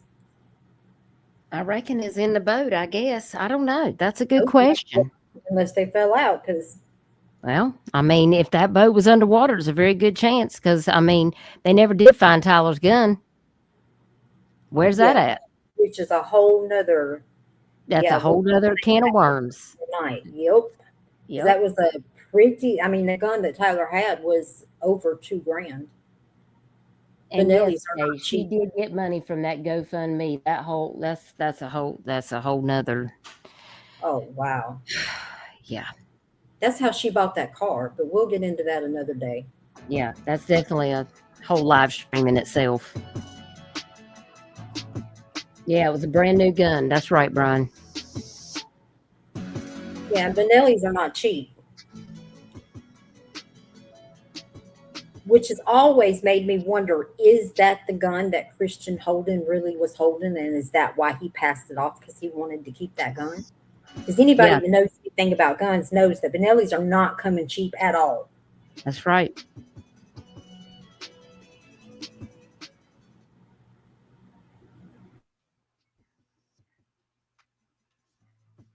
I agree with that.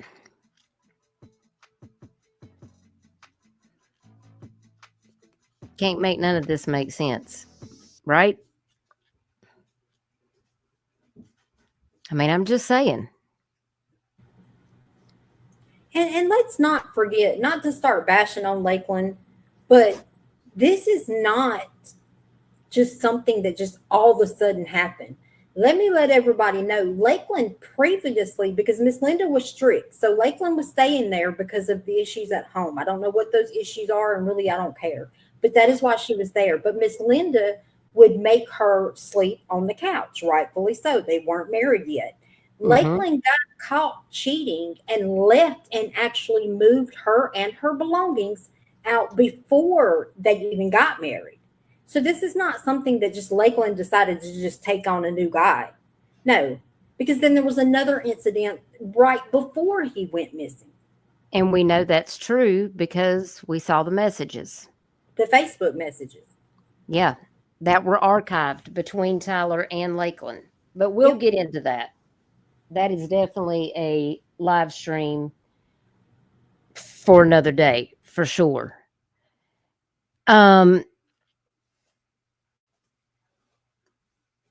It's 10 o'clock, so we're probably going to have to close this out soon so we can do a part 2. But can we listen? I do feel like that there is just one more little drop, because got to give y'all a little bit of juicy juice before we go to part 2, you know? Because I did hear back from Shay and she said yes. You know, we've talked about Ronnie Floyd. We've talked about the things that he did to get taken off of this case and things like that. Come here, puppy. Come here, baby. Sorry, my pit bull's like, Mama, how much longer are you going to be? I need you to pay attention to me. So, but I have, you know, I want you guys to hear Danny Jules' call. I have a lot of, you know, I have a lot of different calls, but I have this one particular call that I got back in 2023 that I've been sitting on, and I want you guys to hear it. So if you got your notebooks and your pens and your pads and all of that stuff, I want you to listen real closely to this very important conversation, because I think it's something that you need to hear. Okay? So I'm going to play that for you now. We're going to get started. Everybody ready? This is a conversation. This is a conversation between Ronnie Floyd and Brad Smith with Wings of Hope. And I think everybody needs to hear it. So I think that we need to, so for those that don't know, there was a picture turned over to Ronnie Floyd that people thought was Tyler under the water. And Ronnie swears that he, just, you'll get it from the call. Should I get my signal?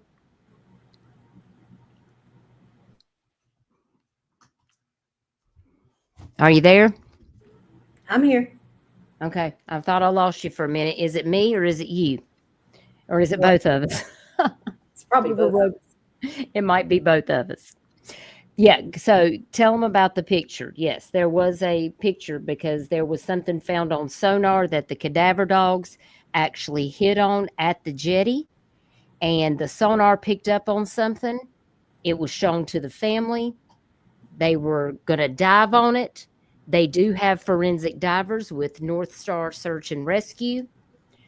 That wanted to dive. Let's make that clear. They wanted. They were actually saying, let us go. And Ronnie was saying, no, wait for us to get there. Wait for us to get there. They had a certified diver on their boat with them at the time. Okay. And the way it was explained to me is Brad was told that they were not going to be allowed to dive because if they did, well, Ronnie was going to do something to them. Yeah, he was going to find them. Yeah, basically because I guess Ronnie wanted credit. He wanted to do the diving. They did all the work, but he wanted to take credit for it. And so I'm going to let you guys hear this phone call. And which didn't happen until we started pressing for this photo. Yeah. So I'm going to put up this right here, and I'm going to play this call. And I just want you to listen very carefully about what's happened in this case. And then we're going to close it out for the night. I appreciate everyone joining me. And I'd like to meet back again. AJ, if you can just let me know what day you might be free this week. Maybe we can go ahead and do part 2 because we have a lot to talk about.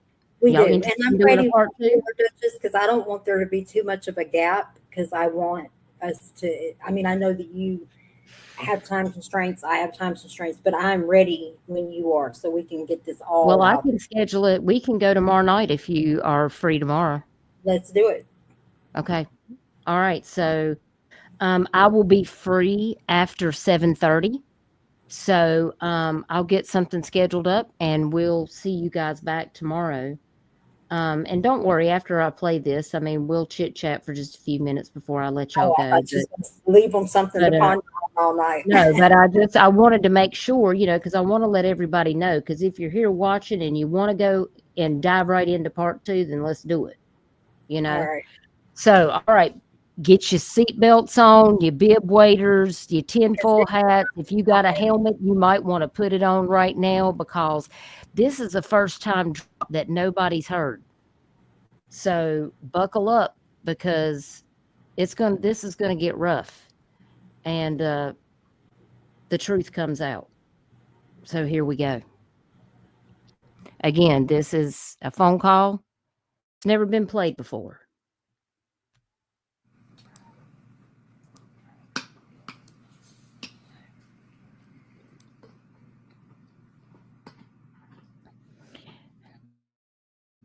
Forward a little bit because I had to get everything set up for the phone call.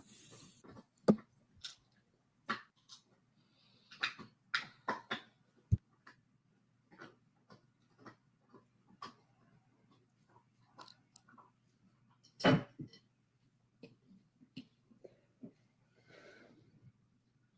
there, Ronnie? This old Tyler Doyle stuff is going nuts. They're ripping me to shreds on social media, and it's just insane. Well, I understand that, and I guess the whole thing is I'm getting my butt ripped apart too for this SD card that I know was handed over to you guys. Yeah. Well, I told him. I said I can't remember if you handed me one. I said if you did, I downloaded everything you had on it. I said, but I don't know where it's at. I really don't know. I said, I don't know if it got blended in some of my other mess or I've stuck it somewhere. Yeah. And right there. Yeah, the day that we had it and everything. And I downloaded it. Well, here's the question. You didn't have the picture of that scan on there. You screenshot it with your phone, did you? We had the SD card came from the sonar that was handed over. Well, now all I got was your reports and stuff. Was all I got. The day that we came across that image, it was you and Kevin Perdue were standing there by the you came in. Right. It was handed directly to you, and Kevin was standing right there. Okay. Well, how did I get your reports in, I guess is what I'm asking. That was sent, our other reports were sent to you by email. That's what I thought. Well, yeah, I don't know where that's at then. I really don't. Because I told Sonya I downloaded everything I had, that I had in my hand that I had at the time and stuff. So,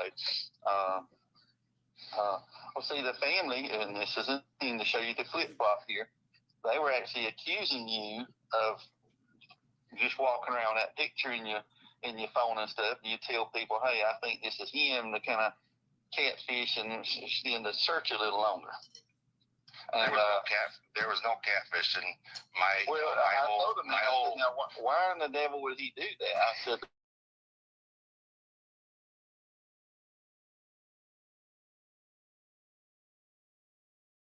regardless, it wasn't him, because Lord, we stayed out. It was him on the beach. I don't know if he would have been on the beach or not on the beach. I know there was an object that, fit the criteria that we were looking for, and the dogs, and, Ronnie, I got to go off of, my sonar experience. I got to go off of what my dogs were saying, and my dogs were saying that was a human, I can't verify it was or wasn't, but, I got to believe what my dogs were saying, and I got to go off years of experience. I mean, you saw the picture, Ronnie. Yeah. The only thing I can say, it fit the criteria. Yeah. Well, the only thing I can say is, in that general area, there is part of an old shrimp boat or something there, and you can see the part of the engine sometimes on low tide. It'll be out of the water.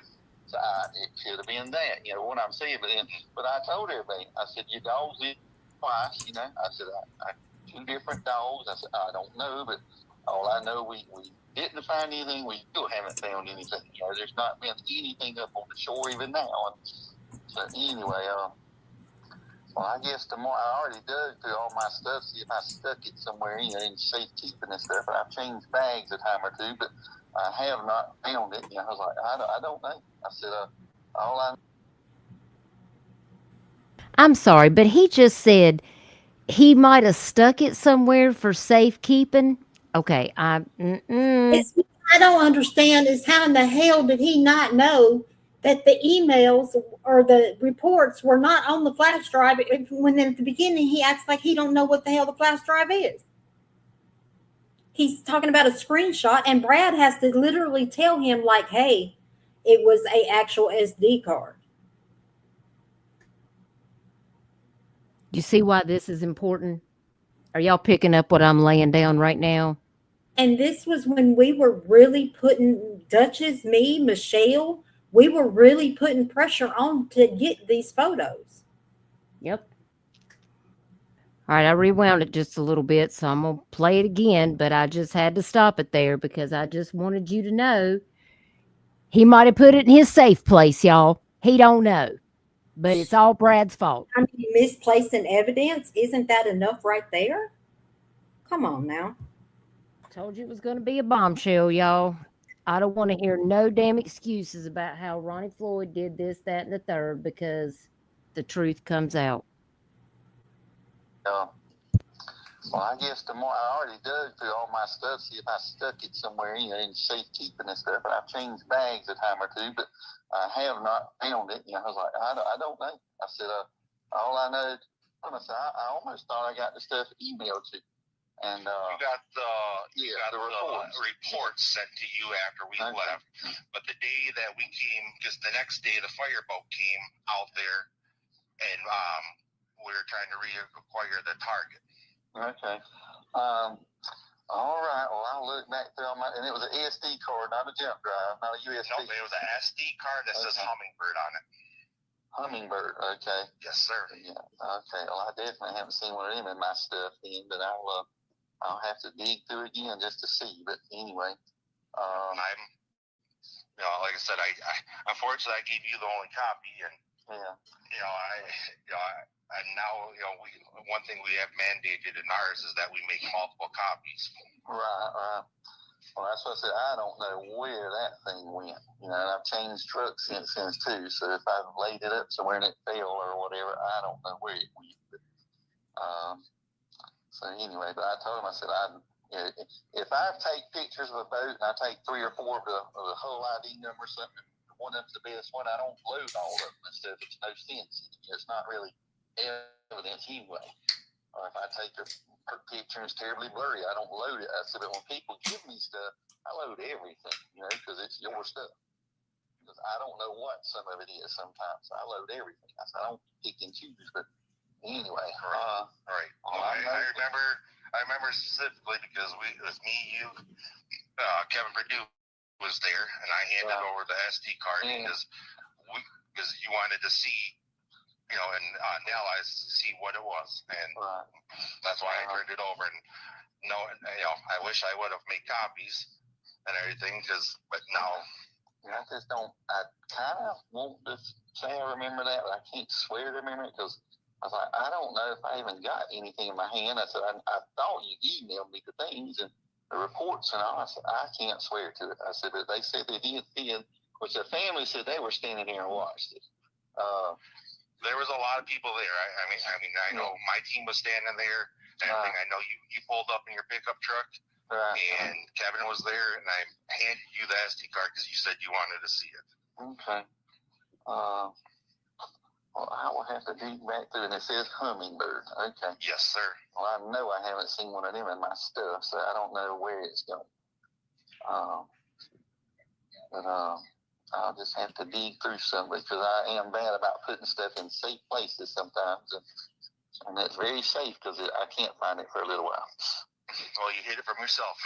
Yeah, well, that's what it sounds like. All right, that's what I just want to check and touch base. As a matter of fact, I was hoping you had saved copies, but I was really hoping you could send it again and see if I loaded it. I wish I did, because the only one that is saved to, unfortunately, with the Hummingbird, is saved right to the SD card. Right. And we turn the SD card, and unfortunately, it doesn't save. I already had a guy look at the Hummingbird and look at it. It does not save right to the unit. Yeah. All right. Well, I was hoping for a miracle that you had a copy of it. You could just resend it if it was something I didn't have, or didn't have in my hand right now. I would do it in a heartbeat if I had another copy, because they would answer a lot of the questions, and I think the family has the right to them answers, and I think they, should have that copy. Yeah. Since, with the case being closed, they have, it's a closed case. Let them have all the information. And I think, being transparent to this family is huge. Oh, yeah. Well, like I told Miss Linda that, the day or two after, I said, listen, I didn't mention any of that to you the first day because we didn't find anything. What? Right. I said, we didn't find anything. I said, so I didn't want to get your hopes up. We didn't find it. I said, so, the truth, I didn't see it. And I said, there was nothing to tell, but like I said, what I can see, I had 3. Hold on. There was nothing to tell? Oh, but there was. Say it louder. I'm glad you said it. But you effed up, Ronnie, okay?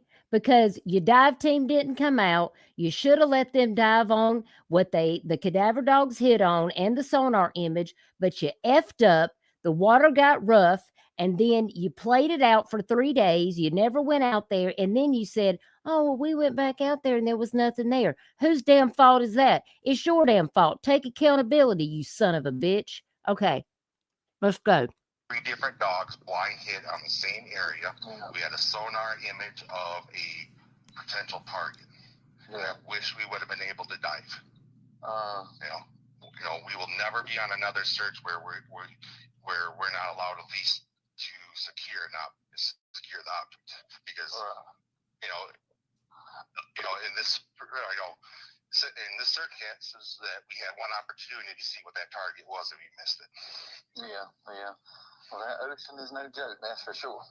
No, the ocean is a monster, and it's changing, as it goes every time. So, well, see, I told our dive supervisor, because I'm on the dive team, I told him, when I spoke to him the day before and they were coming, I said, listen, one, your dive boat's probably not going to be big enough that we use. Number two, I said, don't bring our normal little anchors and stuff. They're going to be useless. I said, because that current's no joke. You're going to need something really heavy. And number three, I said, he's probably not where he's supposed to be anyway. You know, this is going to be one of them times that, you know, he's not going to be where he should be. He's gone. And, you know, that current, one diver went down there basically right outside the jetties and stuff, said he could feel the 2 cement anchors they put down moving along the bottom. And that's 120 pounds a piece at minimum. They might be 140 pounds. So he was dragging, holding on to a chain and pulling 240 pounds minimum. You could feel it shifting a little bit. So anyway, but Lord, I wish a bone or something would come up. I wish this, you know, something would come up for at least this family would have some answers, and you know, at least then they would have a direction to go in. You know, this family's a great family. They've been through so much tragedy and ups and down, and you know, my heart goes out to them, and you know, they're great people, and I just hate for them to go through this and see them going through this. And like I said, is any way I can help, you know, get answers and give them answers and everything. I wish I had that SD card, because that would, at least that would give them the opportunity to see what we saw and come up with their own decision. Yeah. All right. All right. Thank you, Rod. Take care. All right. Bye.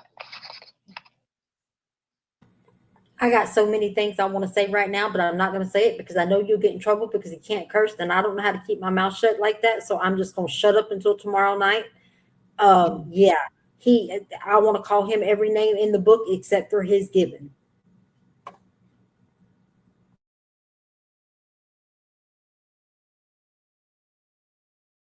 And every time I listen to it, well, my husband knows how mad I get. Yeah, because I was on that call with Brad. And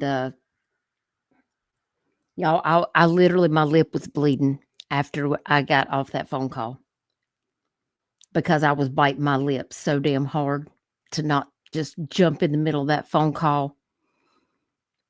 Because, listen, I've had people tell me, well, you're just misjudging. He did everything he was supposed to do. And I'm like, oh my God, if y'all only knew. Well, now y'all know. But I will always give props to Brad, because everything he tried to throw at Brad to deflect the situation and the conversation, Brad called it right back on point. Sure did.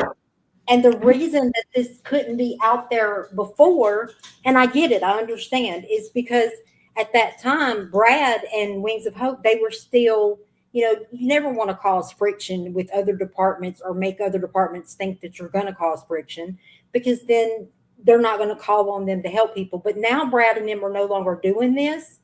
So it's not nothing that they can throw back at. And Brad, and he needed me to, be a witness to that conversation, because, otherwise it's just a he said, she said. And no, we're not going to let it go with that, because we already knew. He didn't. And it's bullshit. This is the crux of the corruption that happens here in this county. If y'all are not familiar with Horry County, South Carolina, y'all P. Miller, y'all might know the Weldon Boyd case. Oh, we got a lot of dirt going on. Y'all might know Tiger King, Doc Antle. Y'all know him? Bringing in drugs with tigers. I mean, we got it all here. Just come on down to Horry County, Myrtle Beach's finest. They call us Murder Beach. I wonder why. We got a reputation that precedes us. But as a tax-paying citizen in this county, I have to stand up for my friends. I have to stand up for what's right. And none of this is right, y'all. There is so many things wrong with this case, with Weldon Boyd's case, with the J.P. Miller, Micah Miller case. I got to keep my head on a swivel down here because I can't even keep up with it all. So that's why when I said something about the dust storm coming and Cheyenne posted a come live here with your Doyle family. Yeah, no. That's not going to happen. Oh, you know you want to come out here with us. The humidity is horrendous and the mosquitoes are huge. You don't want to come out here? Yeah, no, I'm good. I'm straight. Oh my gosh. I mean, there's just Gannon Stout. Yeah, exactly. Like, I mean, there is so many daggone cases. I mean, that even supersede Horry County. I mean, South Carolina in general. I mean, there's a lot. There's a lot going on, but it's a lot to unpack just in this county.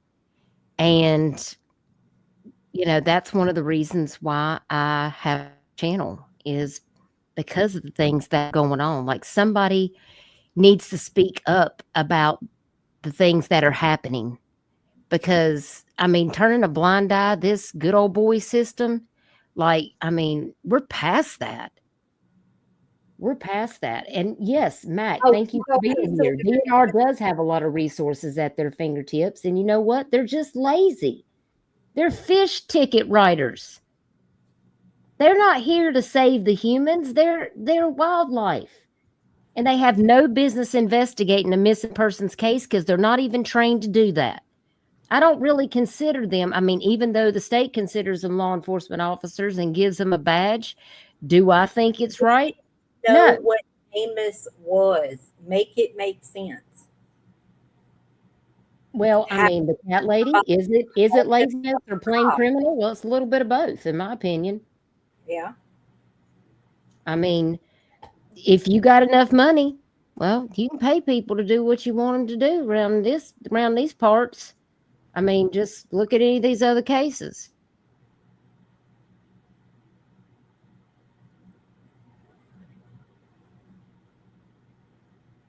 Is it because of laziness? None of these people. Playing criminal. And I mean, we'll play some more videos.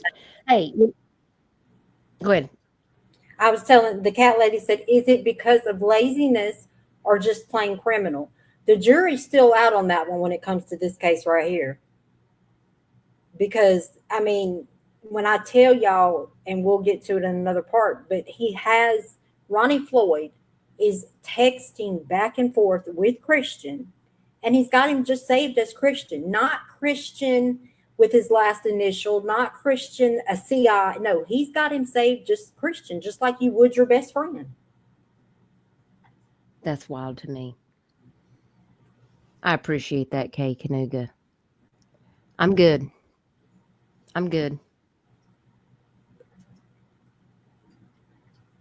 I did Wine, Crime, and Mayhem. I just saw it on my phone while we was live. I'm gonna have to go over there and check that out because that's back home in where my family is.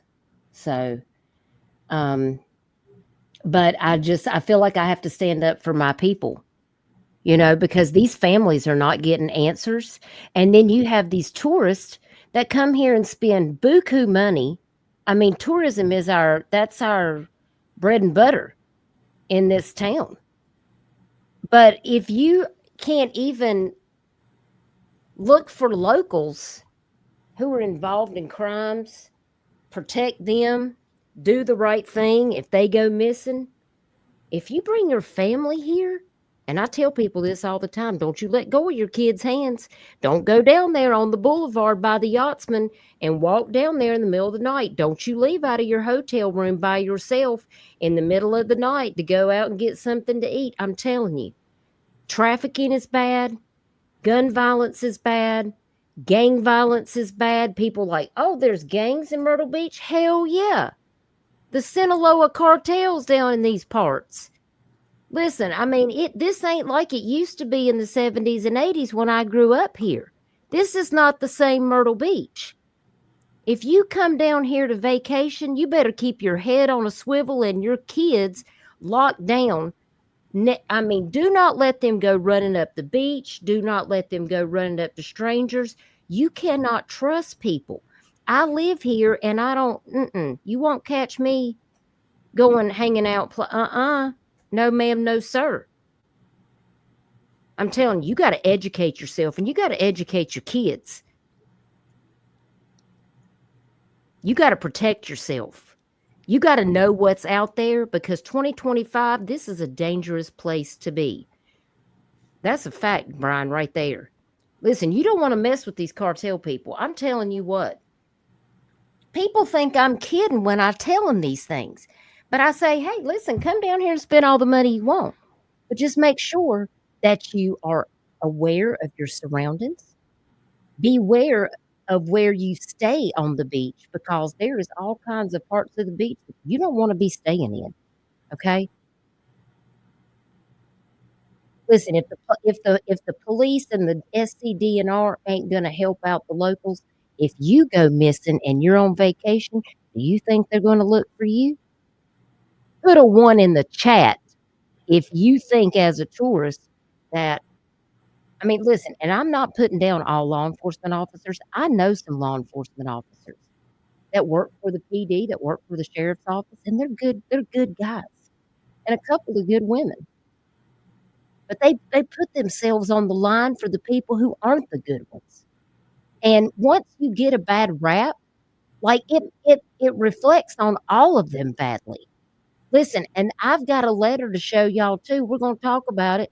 There's a letter that was actually written by people that work for the state, that worked for DNR, that called on the governor and other people to say, hey, we're being treated unfairly. These things are happening. And I mean, they had like 200 signatures of people that have been done wrong by these government agencies in South Carolina. And you know what happened? Nothing. That's what happened. Nothing. And I've got the paperwork to prove it. So let that sink in when you're sharing these cases out. If you see somebody missing in South Carolina, please share their missing flyer. You know, I had some people tag me in a couple of missing cases. And listen, when I get some free time, I will definitely go over there and catch up on it, maybe do a video on it.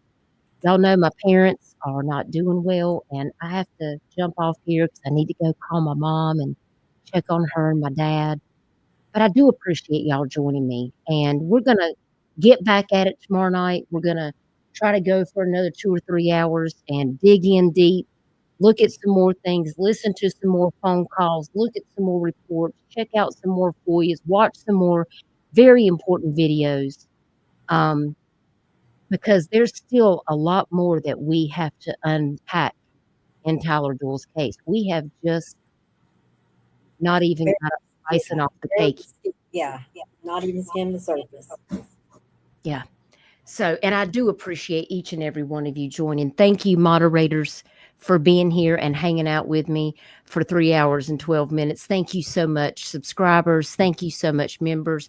Brian, thank you so much for coming over. If you want to come up tomorrow night and talk to us about some of your experiences and some of your thoughts, let me know. I'll be happy to send you a link if you want to come back over and chat with us in the chat. I'm sure everyone would love to ask you questions. Myra Dotson, welcome to the Dutch Bus. Thank you so much for joining the membership. I really appreciate you supporting the channel. It really means so much to me. Seatbelts, everyone! Double Dutch bus coming down the street. Notice that bus that's running off the tracks. Well, that's pretty much how we go over here. We're all over the place because these cases are just crazy.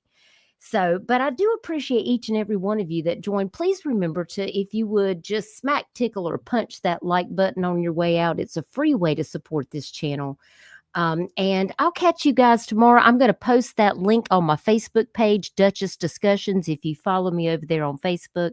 And I'll also post the link to the live stream on my YouTube community wall as well. And AJ, I'll send you a link for the StreamYard to come back up tomorrow night. I'll probably have to get that set up in the morning. Yes, puppy, I'm coming. My pit bull is egging me on. So I'm going to play y'all out here with a little outro.